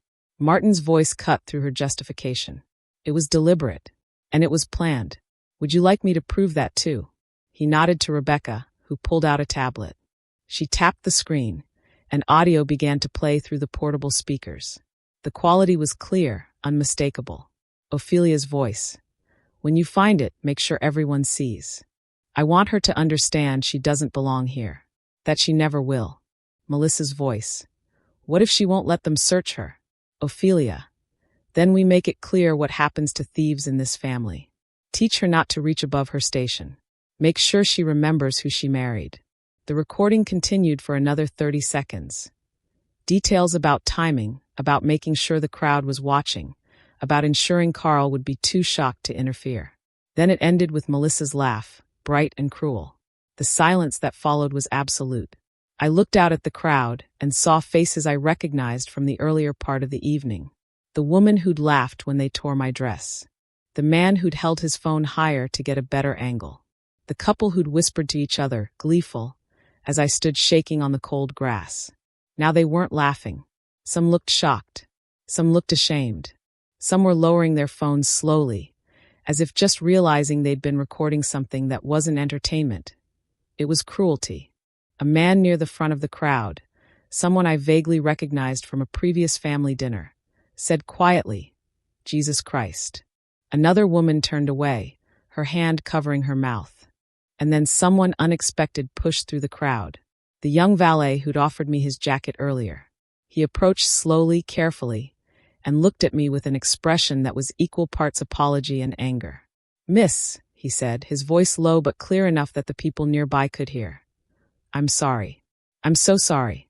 I saw them talking earlier, your mother-in-law and sister-in-law. I heard them say something about teaching someone a lesson. I should have. I didn't know they meant." He stopped, unable to finish, his hands clenched at his sides. "It's not your fault," I said, my voice rough but steady. He nodded once, then stepped back into the crowd. But his apology had broken something, a dam, maybe, or just the collective agreement to pretend this was acceptable. A few other people were looking away now, uncomfortable, unable to meet anyone's eyes. Rebecca spoke again, her voice professional, but carrying across the lawn like a judge delivering a verdict. "What occurred here tonight constitutes several potential criminal charges. Filing a false police report. Though no official report was filed, the accusation was made publicly with apparent intent to cause arrest. Assault. The forcible removal of clothing without consent. Public indecency charges could potentially apply to those who orchestrated the stripping. And conspiracy to commit fraud. You can't prove conspiracy," Jeremy said, but his voice had lost its commanding edge. "The audio recording proves premeditation and coordination," Rebecca countered. "That's textbook conspiracy. Deputy Chief Morrison, would you agree?" Morrison stepped forward slightly, his expression neutral, but his presence weighty. "I'm not here to make arrests tonight, but I would strongly advise everyone involved to cooperate with any investigation. These are serious allegations." "Investigation?" Ophelia's voice rose again, but it sounded desperate now rather than authoritative. "This is our home. Our property. We have the right to." "You have rights," Martin said quietly. "You also have responsibilities. And you crossed a line tonight that you don't get to uncross just because you're wealthy and well-connected." He turned slightly, addressing the crowd now, his voice carrying the weight of someone who'd built empires and commanded boardrooms. "Every person here with a phone recorded what happened to my daughter. You watched them humiliate her, strip her, accuse her of crimes she didn't commit. Some of you enjoyed it." The crowd shifted uncomfortably. A few people pocketed their phones, shamefaced. "Now you've seen what actually happened," Martin continued. "You've seen the proof that this was staged. Deliberate. Cruel. I want each of you to ask yourselves, when you post those videos, when you share those images, what story are you telling? Are you sharing her humiliation? Or are you sharing the truth about the people who orchestrated it?" Several people in the crowd were actively deleting footage now, their faces flushed. Others looked like they wanted to disappear entirely. A phone buzzed loudly in the silence. Douglas, the estate manager, pulled it from his pocket, glanced at the screen, and his face went ashen. "Mr. Langford," he said, his voice tight. "I need to speak with you. Immediately." "Not now, Douglas." "Sir, it's from the bank. The one that holds the vineyard loan." Jeremy's expression changed. "What about it?" Douglas's hands were shaking as he held out the phone. "They're invoking covenant breach protocols. Effective immediately. Something about criminal allegations made in bad faith on the premises. They're exercising control conditions until an investigation is complete." "What does that mean?" Ophelia demanded. "It means," Douglas said, his voice barely above a whisper, "they're shutting us down. The bar. The event areas. All of it. They're saying we have to clear the premises until they conduct a full review." The words hung in the air like a death sentence. On the terrace, the quartet had started playing again, trying to fill the uncomfortable silence. But now, as the implications of Douglas's announcement sank in, the music faltered. The violinist lowered his bow. The cellist stopped mid-phrase. The music died. And in that silence, with 200 witnesses watching, the Langfords' perfect evening, their display of status and legacy and control, crumbled into ash. Jeremy turned to Martin, his face a mixture of rage and something that might have been fear. "You did this. You orchestrated." "I protected my daughter," Martin said simply. "Using legal means. Lawful contracts. The same systems you thought would protect you. The difference is I have evidence. And you have empty threats." He turned back to me, his hand gentle on my shoulder. "Andrea, we're leaving. Unless you'd like to stay and hear their apologies first." I looked at Ophelia and Melissa. At Jeremy with his pointing finger finally lowered. At Carl, still standing on the terrace steps, frozen and useless. "No," I said. "I don't need their apologies. What I needed was to never see any of them again." Martin nodded and started guiding me toward the vehicles. Rebecca and the security team fell into formation around us, professional and protective. Behind us, I heard Douglas on the phone, his voice panicked. "Yes, I understand. How long until?" "What do you mean indefinitely? We have 200 guests." The crowd was already fragmenting, people moving toward the valet line, suddenly eager to leave before the situation got worse. The party that had been designed to showcase the Langford legacy was ending in chaos and whispered scandal. And as we reached Martin's car, as he opened the door and made sure I was safely inside, I heard one final thing from the lawn. Ophelia Langford, her voice stripped of its elegant authority, saying to no one in particular, "How did he do this? How did he have time to?" The car door closed, muffling the rest. Martin slid into the seat beside me. "You okay?" I pulled his jacket tighter around my shoulders and looked back at the estate. The lights still glowing, the crowd dispersing, the perfect facade cracking in real time. "I am now," I said. But we both knew this wasn't over. This was just the beginning of the ending. Martin Broussard had learned a long time ago that real power didn't announce itself with shouting or threats. Real power came with signatures, timestamps, and ironclad documentation. It came in the form of contracts that people signed without reading the fine print, covenants they agreed to when money was flowing easily, clauses that seemed reasonable until someone pulled the trigger. He watched Andrea settle into the car, Rebecca beside her, and allowed himself one moment of pure fury at what they'd done to his daughter. Then he locked it away. Fury was useful only if you could channel it into precision. Stay with her, he told Rebecca quietly. I'll be back in 10 minutes. Martin, 10 minutes. I need to make sure they understand exactly what's happening. And I need them to know it's not negotiable. He closed the car door and turned back toward the estate. The crowd was thinning rapidly now, guests streaming toward the valet line with the urgency of people who wanted to be anywhere, but here when the consequences started falling. But the Langfords remained, frozen on their lawn like actors who'd forgotten their lines. James, his head of security, appeared at his elbow. Sir, the notices have been sent. Lender, distributors, and the Marina Development Group. All time-stamped and documented. Response time. The lender's representative is already en route. Should be here within the hour. The distributors won't respond until morning, but the preliminary ROFR notice has been logged. And Carl Langford's development attorney just called his cell. I heard him tell someone the option's been exercised. Martin nodded. Good. Stay close. If this gets loud, I want it recorded. He walked back toward the terrace where Jeremy and Ophelia stood in heated discussion with Douglas. Melissa was nearby, her face pale, her earlier confidence completely shattered. And Carl was standing apart from his family, his expression shell-shocked, staring at nothing. Jeremy saw Martin approaching, and his face flushed dark red. You son of a bitch. What did you do? I enforced existing contracts, Martin said calmly. Would you like the details? I think you're entitled to understand exactly what's happening to your business holdings. You can't just. I can. And I did.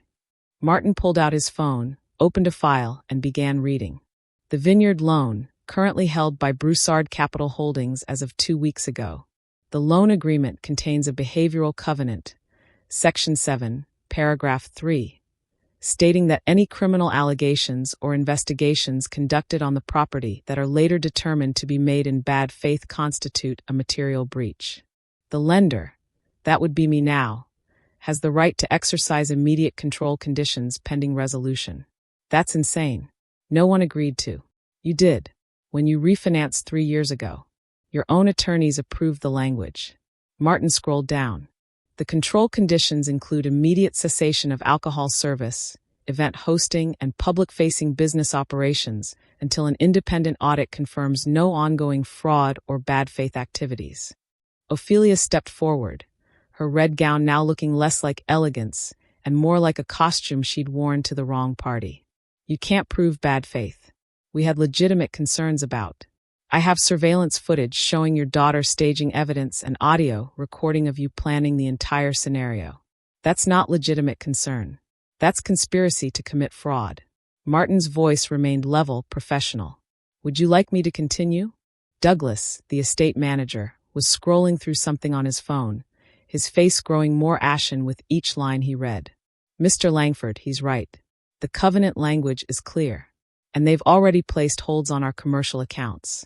We can't process vendor payments until the investigation clears. What investigation? Jeremy demanded. There is no investigation. There will be, Martin said. Deputy Chief Morrison witnessed everything tonight. He's already advised his department to prepare documentation. Whether formal charges are filed depends largely on how cooperative everyone is going forward. He pulled up another document. The alcohol permit for tonight's event. Currently in pending status due to a compliance review triggered by my logistics company, which handles distribution for your caterer. The review was routine until approximately 40 minutes ago, when evidence of false criminal accusations on the premises was documented. The permit's now in formal suspension pending resolution. You planned this, Ophelia said, and there was something almost awed in her horror. You've been planning this for weeks. I've been protecting my daughter for weeks, Martin corrected. There's a difference. You made choices tonight. I'm simply ensuring those choices have consequences. He swiped to another file. The distribution contracts for your vineyard's product line. All of them contain right of first refusal clauses if the business relationships change hands or if reputational damage affects the brand value. Tonight's events, recorded by approximately 200 witnesses, constitute reputational damage. I've exercised the ROFR. The distributors can choose to negotiate new terms with me, or they can walk away. Either way, you no longer control your own distribution network. This is extortion, Jeremy said, but his voice had lost its command. He sounded like a man watching his empire crumble in real time and not understanding how it had happened so fast. It's contract law, Martin replied. Every single action I've taken tonight is legal, documented, and enforceable. If you'd like to challenge any of it, you're welcome to tie up your attorneys and your capital in litigation for the next 3 years. I have the resources to wait. Do you? The silence that followed was answer enough. There's one more thing, Martin said, and now he turned his attention to Carl, who'd been standing motionless through the entire exchange. The Marina Development Project. Bay Vista, I believe it's called. Carl's head snapped up. What about it? My development company holds an option to acquire, executed 6 months ago when you were looking for capital infusion. The option includes an acceleration clause, Section 12, allowing immediate exercise if the project or its principals are involved in activities that compromise ethical standards or community reputation. That was just insurance language, Carl said weakly. My lawyer said it was standard. It is standard, and it's enforceable. Tonight's events, your wife being publicly humiliated by your family while you did nothing, constitute a reputational compromise. I exercised the option 17 minutes ago. The project's mine now. Or it will be, once the paperwork clears. Carl's face went white. You can't. That project is everything I've been working toward. It's mine. It was yours, Martin said without inflection. You should have thought about that before you let your family strip my daughter on your lawn. Jeremy moved then, closing the distance between himself and Martin, his voice dropping to something that was probably meant to be threatening, but came across as desperate. Let's talk privately, man to man. We can work something out, a settlement, an arrangement that benefits everyone. No, just listen. No. Martin's voice was quiet but absolute. You don't get to pull me aside for a private deal. You don't get to make this go away with money or connections or gentlemen's agreements. Everything that happens from this point forward is on the record, with witnesses, with documentation. That's how accountability works. You're destroying us, Ophelia said, and for the first time, her voice carried something other than arrogance. It carried fear. Our business, our reputation, everything we've built. No, Martin said. I'm not destroying anything. You did that yourselves. I'm simply making sure the destruction is proportional to the harm you caused. Rebecca appeared at his elbow, her tablet in hand. Martin, we should show them the rest. For the record. He nodded. Rebecca turned the tablet toward the Langfords and pressed play. It was Melissa's voice, recorded 3 days earlier, the audio memo that Lisa Chun had pulled from the family cloud storage. But now they were hearing it in full, and it was worse than the snippet played on the lawn. Melissa's voice. So we do it during the toast?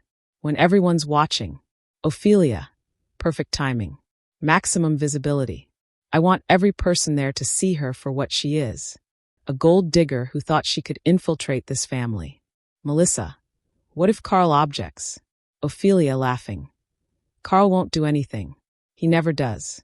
He'll freeze up like always, and by the time he processes what happened, it'll be over. Melissa. And Dad. Jeremy's voice joining the conversation. I'll handle the security. Make it look official. Like we're just protecting our property.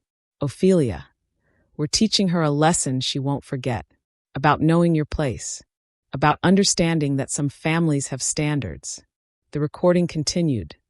Details about planting the bracelet. About timing the accusation for maximum humiliation. About ensuring Andrea would be isolated and vulnerable. It was damning. Methodical. Cruel in its premeditation. When it ended, Melissa was crying. Not delicate tears, but ugly, panicked sobs. I didn't know it would. You knew exactly what it would do, Rebecca said coldly. You planned it. You executed it. And you bragged about it in a group text to your friends. Would you like me to read those messages aloud? Please, Melissa whispered. Please don't. That's not up to me, Rebecca said. That's up to Andrea. And right now, I think she's earned the right to decide what happens to you. Ophelia's veneer. The perfect poise she'd maintained through decades of social performance. finally cracked. She sat down heavily on a terrace chair, her hands shaking as she reached for a wine glass someone had abandoned on a nearby table.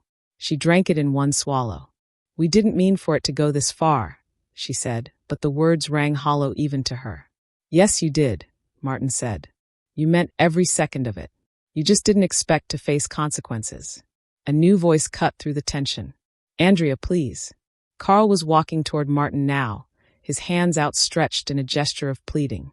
"Tell them it was a misunderstanding. Tell them we can work this out. You don't want this. You don't want to destroy my family." Martin stepped between Carl and the path toward his car where Andrea waited. "You don't get to talk to her. She's my wife. She's your wife who you watched get stripped and humiliated without saying a single word in her defense." Martin's voice was still controlled, but there was steel underneath now. "You don't get to ask her for anything." "I was trying not to escalate," Carl said, and he actually sounded like he believed it. "I thought if I stayed calm, it would blow over faster. I was trying to protect her." "You were protecting yourself," Martin corrected. "And you failed at that too." He reached into his inner jacket pocket and pulled out a slim manila envelope. "I think you should see this. Your attorney will want to review it carefully." Carl took the envelope with shaking hands and opened it. As he read, the little color left in his face drained completely. "What is that?" Jeremy demanded. "It's a marital conduct addendum," Martin said. "Signed by Carl 18 months ago after your family played what they called a prank on Andrea at a charity dinner. Do you remember that night, Carl?" Carl didn't answer. He was staring at the document like it was a death sentence. "They made her serve drinks to their guests," Martin continued, his voice conversational but his words cutting. "Treated her like staff in front of a room full of people. Laughed about it afterward. Andrea called me that night, crying. I flew in the next morning. Had my attorneys draft this addendum as a condition of me not pursuing legal action against your family." Jeremy moved closer, trying to read over Carl's shoulder. "What does it say?" "It says," Martin explained, "that if Andrea is subjected to public mistreatment by the Langford family without immediate defense from her husband, it constitutes grounds for at-fault separation. Carl waives any claim to Andrea's assets, agrees to expedited divorce proceedings, and accepts full responsibility for breach of marital covenant." "You can't enforce that," Jeremy said. "No court would." "Every court would," Rebecca interjected. "It's a properly executed contract, signed by both parties, witnessed by attorneys. And tonight's events constitute textbook breach." Carl stood there and watched his family strip his wife in public. He told her not to escalate instead of defending her. That's not just breach of contract. That's breach of every vow he made to her. Carl looked up from the document, his eyes finding Martin's. "I didn't remember. When I signed this, I thought. My lawyer said it was just protective language. That it would never actually." "You didn't think you'd be called on to actually protect her," Martin finished. "You thought you could have both. Her love and your family's approval. But tonight you had to choose. And you chose wrong." "No," Carl said, and now there was panic in his voice. "No, I can fix this. Andrea, please." He tried to move past Martin toward the car. Martin didn't touch him. He just stood in the way, immovable. "She's done listening to you. But I love her." "Love requires courage," Martin said quietly. "You had your chance to show it. Multiple chances. Tonight was just the last one. And you failed." The estate had emptied almost completely now. The last few guests were pulling away, their cars disappearing down the long driveway. The string lights still glowed, but they illuminated only debris now. Abandoned champagne glasses, discarded napkins, the detritus of a party that had ended in catastrophe. Douglas approached Jeremy with a tablet, his voice barely above a whisper. "Sir, the lender's representative just called. He'll be here in 30 minutes to conduct an inventory and secure the premises. He's asking for your cooperation, but he has legal authority to proceed regardless." Jeremy didn't respond.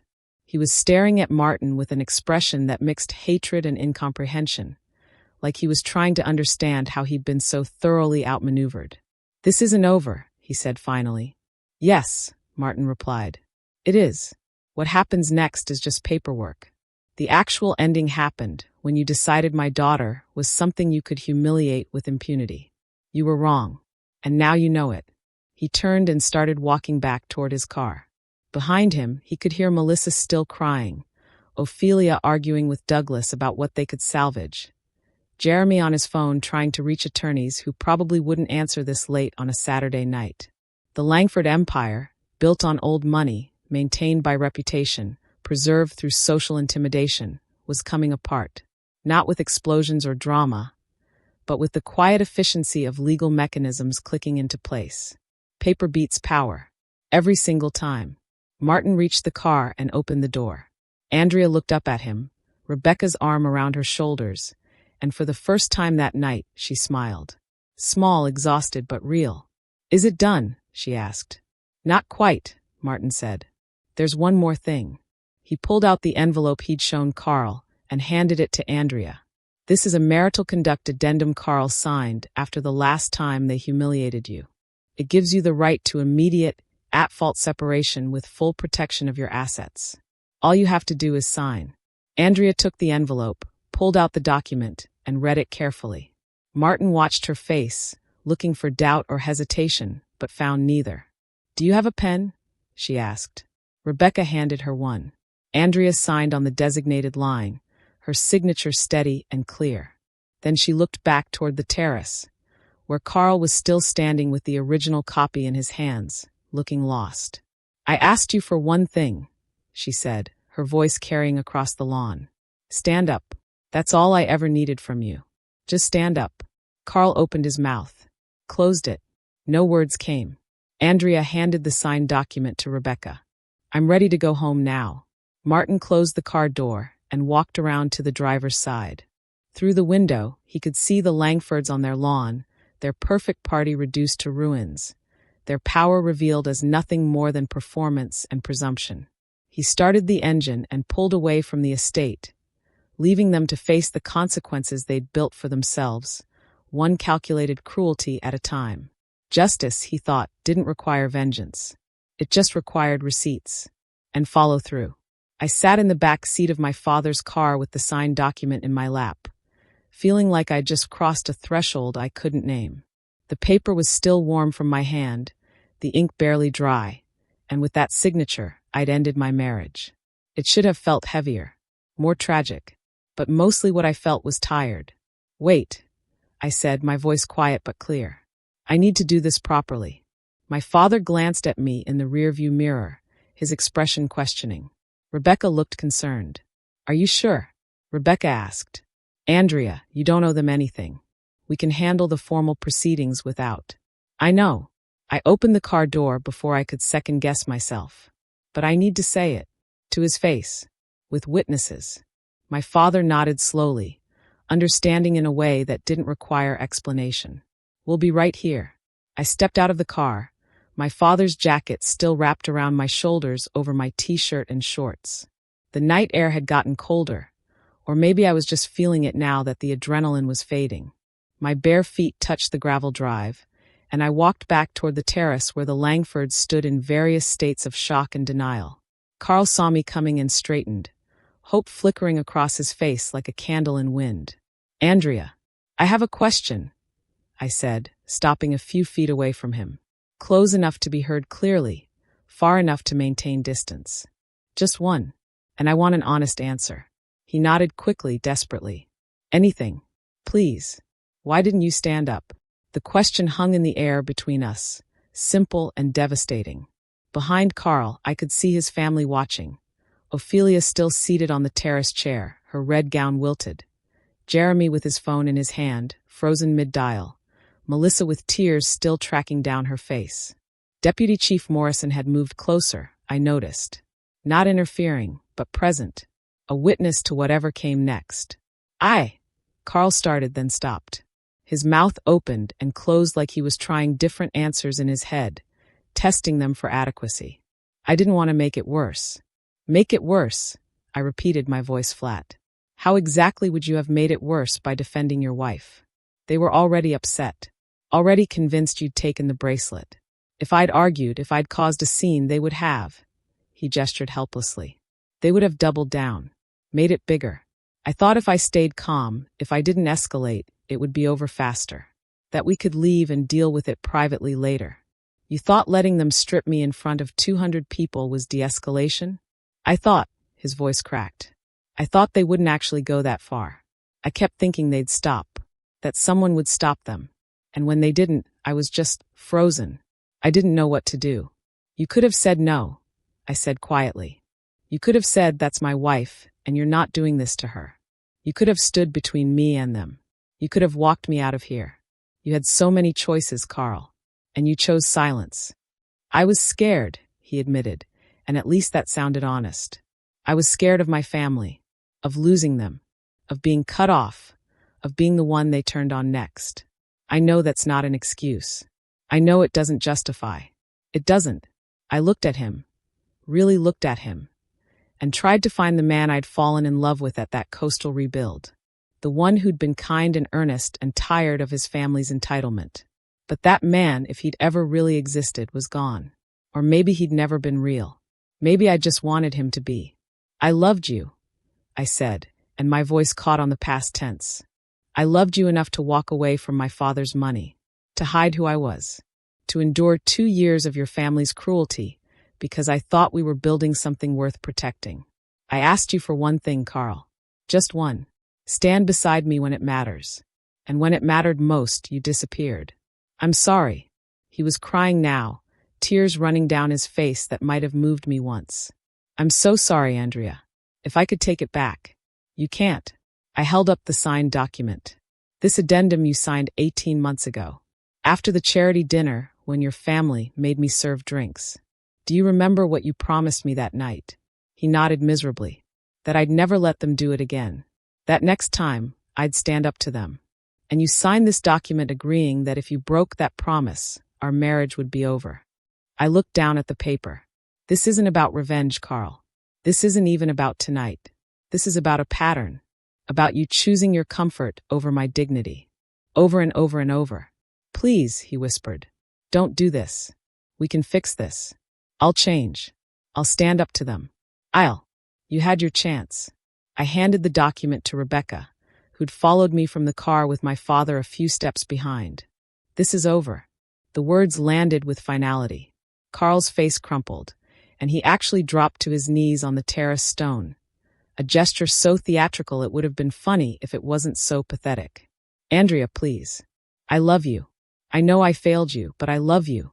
Love isn't enough, I said, and meant it.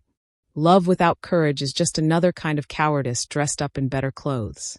I turned away from him, ready to walk back to the car, but my father's hand on my shoulder stopped me.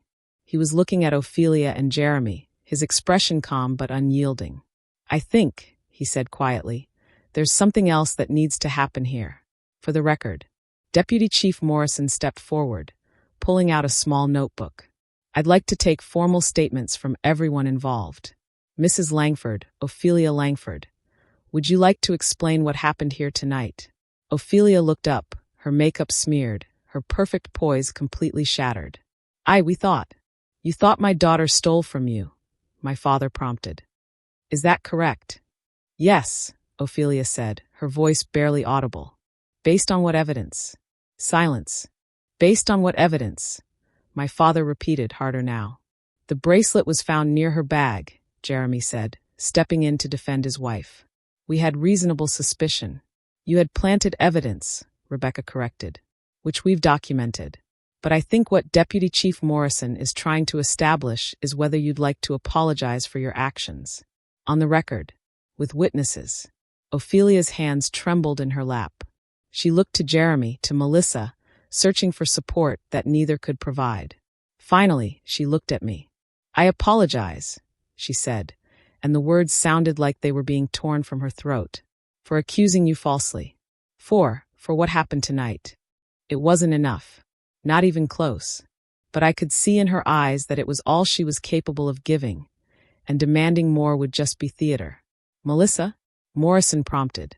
Melissa looked up through her tears, mascara tracking down her face in dark lines. I'm sorry, she whispered. I'm so sorry, Andrea. I didn't understand what we were doing. I thought it was just... She stopped, unable to finish because there was no ending to that sentence that made it better. You thought it was just humiliation. I finished for her. Just putting me in my place. Just teaching me a lesson about not belonging here. She nodded, still crying. The problem, I said quietly, is that you were right. I don't belong here. I never did. But not because I'm not good enough. Because I'm too good to accept being treated like this. Morrison wrote something in his notebook. I'm documenting these apologies as part of the formal record. Mrs. Rivers, he caught himself. Mrs. Langford, do you wish to press charges? It was the question I'd been avoiding thinking about. The question that could extend this nightmare for months or even years. Criminal charges. Court appearances. My humiliation replayed in depositions and courtrooms. I looked at my father. He gave me the smallest nod. Your choice. No, I said finally. No charges. But I want the surveillance footage and all related evidence preserved. If they ever try to twist this story, if they ever try to claim I was the problem, I want the truth available. Already done, Rebecca said. Everything's backed up and stored with 3 separate council offices. Time-stamped, authenticated, and sealed. Then I'm done here. I turned to Morrison. Thank you for coming. For being a witness. He nodded. If you change your mind about charges, you have 6 months to file. Sometimes perspective comes with distance. I won't change my mind, I said. Some things you don't fix with punishment. You just walk away and let them live with what they did. I started back toward the car for the second time, but Jeremy's voice stopped me. You think you've won, he said, his voice rough with anger and what might have been shame. You think you've destroyed us. But the Langford name means something in this city. We'll recover. We always do. I turned back to face him. I don't care if you recover. I didn't do this to destroy you. My father didn't orchestrate this to ruin your business. We did it to protect me. To show you that actions have consequences. What you do with that lesson is your problem, not mine. You used us, Ophelia said, finding her voice again. You hid who you were. You pretended to be someone else. I was myself, I interrupted. Just without the money. And you treated me exactly the way you treat anyone you think is beneath you. That's not my failure. It's yours. The garden lights swayed slightly in a breeze, casting moving shadows across the terrace. The same lights that had illuminated my humiliation now just looked like lights. Bulbs on strings. Nothing more. We're done now, my father said, his hand gentle on my shoulder. Andrea. I looked at Carl one last time. He was still on his knees on the terrace, still crying, still frozen in the same paralysis that had defined our marriage. I felt a twist of grief. Not for losing him, but for the time I'd wasted believing he could be different. Goodbye, Carl, I said softly. I hope you learn how to stand up. Just not for me anymore. The walk back to the car felt longer than it should have. Each step was weighted with endings and beginnings, with grief and relief tangled together until I couldn't separate them. My feet were cold on the gravel. My father's jacket smelled like his cologne, familiar and safe. When I reached the car, I stopped and looked back one more time at the Langford estate. The grand house with its perfect landscaping. The terrace where I'd attended countless dinners, trying to prove I belonged. The lawn where I'd been stripped down and judged, and found wanting by people who never deserved the right to judge me in the first place. The lights blurred as tears filled my eyes, but I blinked them back. I'd cried enough tonight. These last tears weren't for sadness. They were for release. Home, my father asked gently. I looked up at those string lights one more time, watched them sway and blink in the breeze. They'd seemed so beautiful when I first arrived tonight, so romantic. Now they were just bulbs on wires, no more magical than streetlights. Sometimes seeing things clearly meant seeing them as they really were. Not better, not worse, just real. Yes, I said and got into the car. Home. As we pulled away from the estate, I rolled down the window and let the night air wash over my face. Behind us, the Langfords were still frozen on their terrace, dealing with the consequences they'd built for themselves. Ahead of us was darkness and distance and the slow work of healing. I pulled my father's jacket tighter around my shoulders and closed my eyes. For the first time in 2 years, I felt like I could breathe all the way down. The marriage was over, but I was still here, and that was enough. 6 months later, The community center courtyard looked nothing like the Langford estate, and that was exactly the point. String lights hung overhead, the same kind that had illuminated my humiliation, but here they felt different, warmer, honest. They lit up faces that carried stories like mine, people who'd come because someone had finally told them they weren't alone, that what happened to them wasn't acceptable, and that there was a way forward. I stood near the refreshment table, watching people arrive for the Greenlight Fund's official launch event, watching them hesitate at the entrance, uncertain whether they belonged here, watching volunteers, some of them lawyers, some of them counselors, some of them just people who understood, greet them with the kind of welcome that said, "You're safe here." Nervous, Rebecca appeared at my elbow, holding 2 cups of coffee. Terrified, I admitted, taking the cup she offered. What if no one comes? What if this doesn't help? What if? Andrea. She gestured at the growing crowd. They're already here.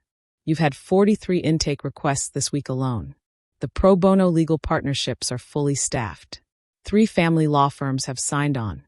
2 therapists specializing in family trauma have offered reduced rate sessions. This is real. You did this. I looked around the courtyard. A woman in her 30s was talking to one of our intake coordinators, her hands twisting together nervously as she explained something that made the coordinator's face soften with recognition. A younger man sat alone on a bench, reading the informational materials we'd prepared about coercive family dynamics. An older woman stood near the door, clearly summoning the courage to walk inside. These were my people. People who'd been told they weren't good enough, who'd been controlled and diminished and humiliated by the families they'd married into. People who'd learned that love could be weaponized, that tradition could be torture, that silence could be complicity. People who deserved better. 30 seconds, Rebecca said, checking her watch. You ready? I nodded, set down my coffee, and walked to the small podium we'd set up under the lights.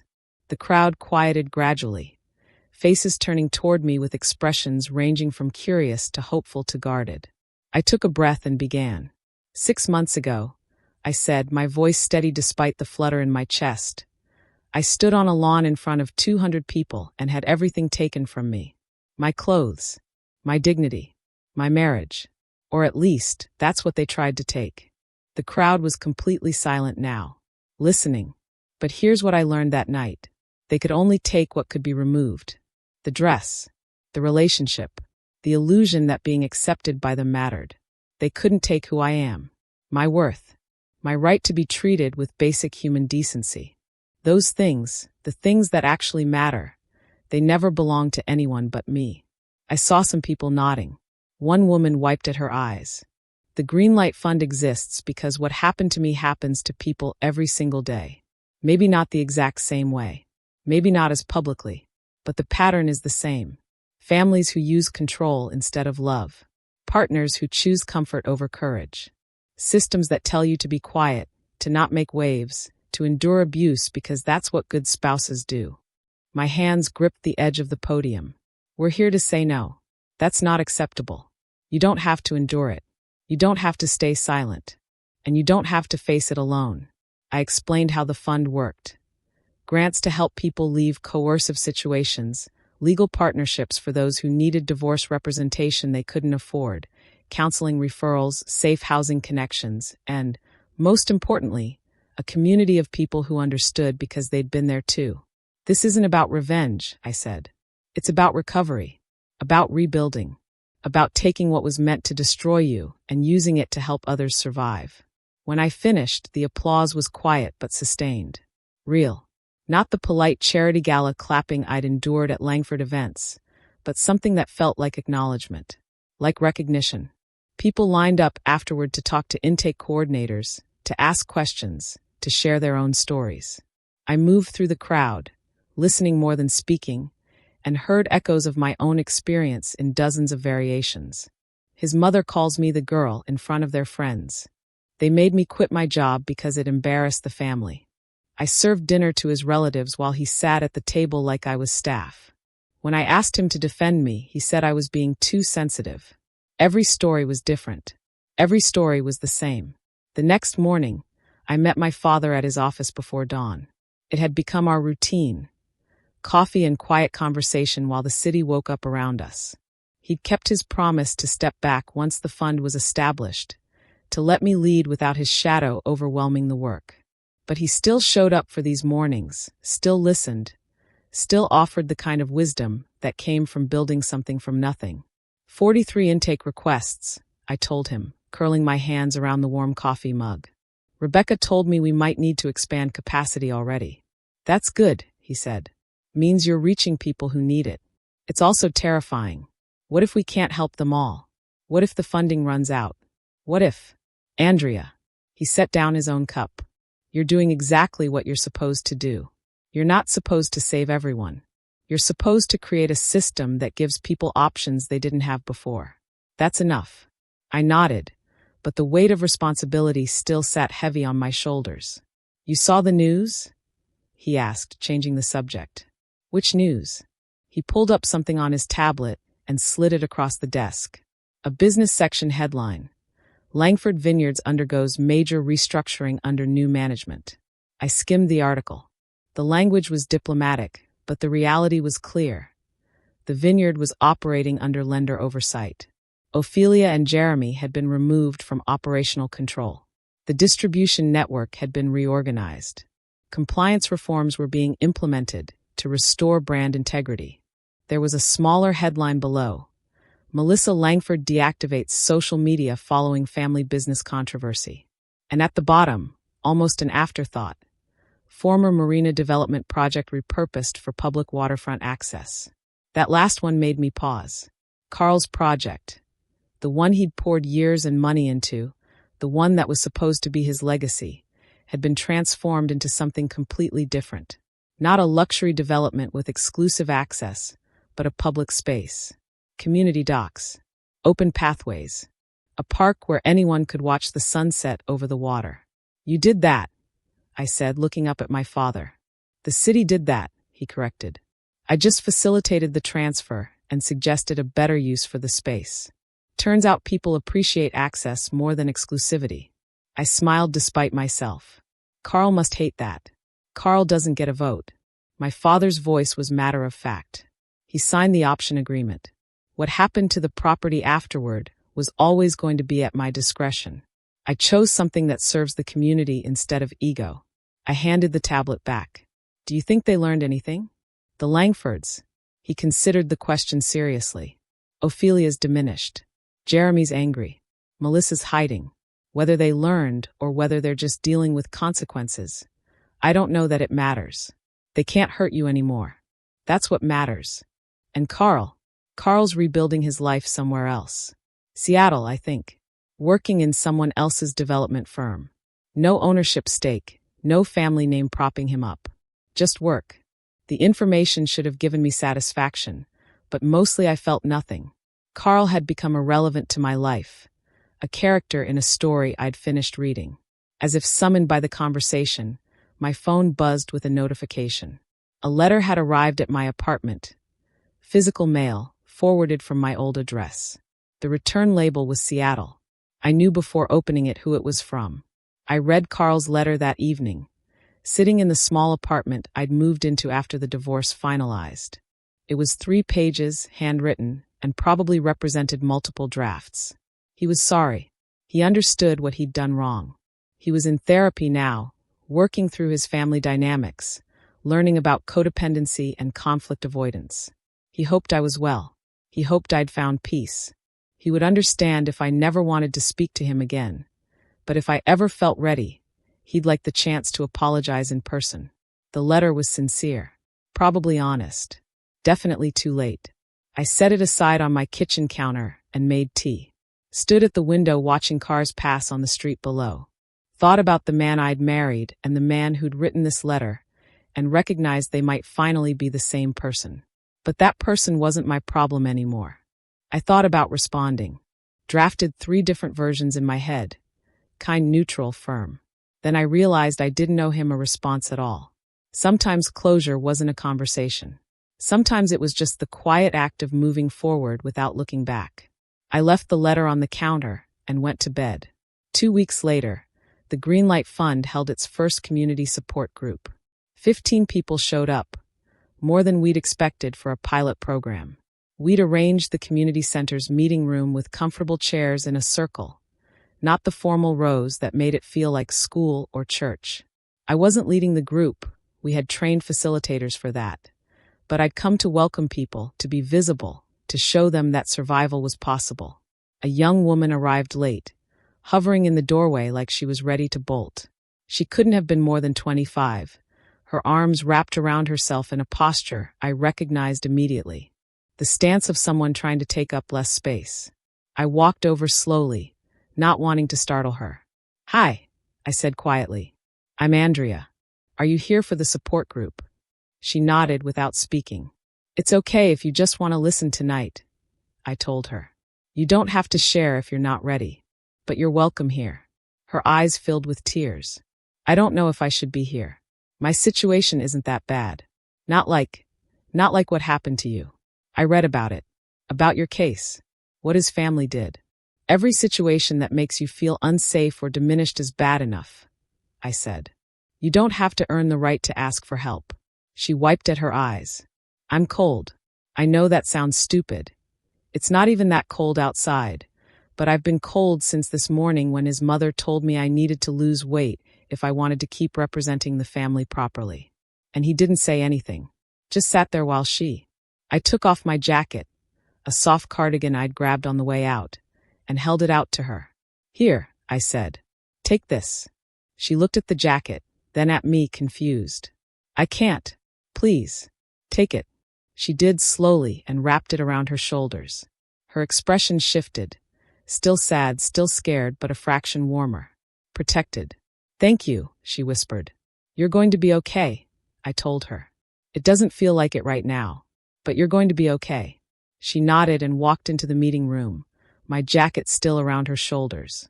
I stood in the hallway for a moment, looking at the community center's courtyard through the window. The string lights were off now. It was afternoon, and they'd be turned on again tonight for another event. Just bulbs and wires, nothing magical about them. But they'd light up when needed. They'd create space for people to gather. They'd mark places where community happened, where help was offered, where people learned they didn't have to face cruelty alone. That was enough magic for me. That evening, I stood in the same courtyard during the Greenlight Fund's weekly open hours. More people had come, some for resources, some for community, some just because they needed to be somewhere that felt safe. I watched a woman leave with a folder full of legal referrals, her shoulders a little straighter than when she'd arrived. Watched a man talk to a counselor about custody concerns while his mother-in-law tried to use his children as leverage. Watched people find each other, exchange phone numbers, create networks of support that would outlast this single evening. The young woman from earlier, the one I'd given my jacket to, approached me as she was leaving. "I'm coming back next week," she said, "to the support group." "I'm glad." She started to take off the jacket, but I stopped her. "Keep it. I have others." "Are you sure?" "I'm sure." She smiled, small, uncertain, but real, and walked out into the evening. Rebecca found me a few minutes later. "You gave away another jacket." "I did. That's the third one this month. I'll buy more." She smiled. "You know what your father said when I told him about the jacket thing? He said you'd figured out the point." "What point?" "That protection isn't about holding on. It's about passing it forward." I looked around the courtyard, at the people finding help, finding community, finding the strength to choose themselves over families that demanded their silence, at the volunteers offering time and expertise, at the system we'd built from the wreckage of one terrible night. When they stripped me on that lawn, I thought they'd taken everything. My dignity, my marriage, my belief that I could navigate their world on my own terms. But they'd only taken what could be removed. The dress, the relationship, the illusions I'd wrapped around myself for protection. Everything else, everything that actually mattered, I'd kept. My worth, my agency, my right to be treated with basic human decency. And now I was giving it to anyone who needed it. Not revenge.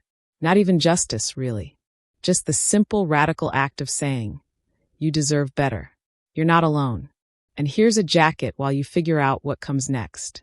The string lights blinked on as evening deepened, casting golden light across the courtyard. They looked like the lights at the Langford estate, but they meant something completely different now.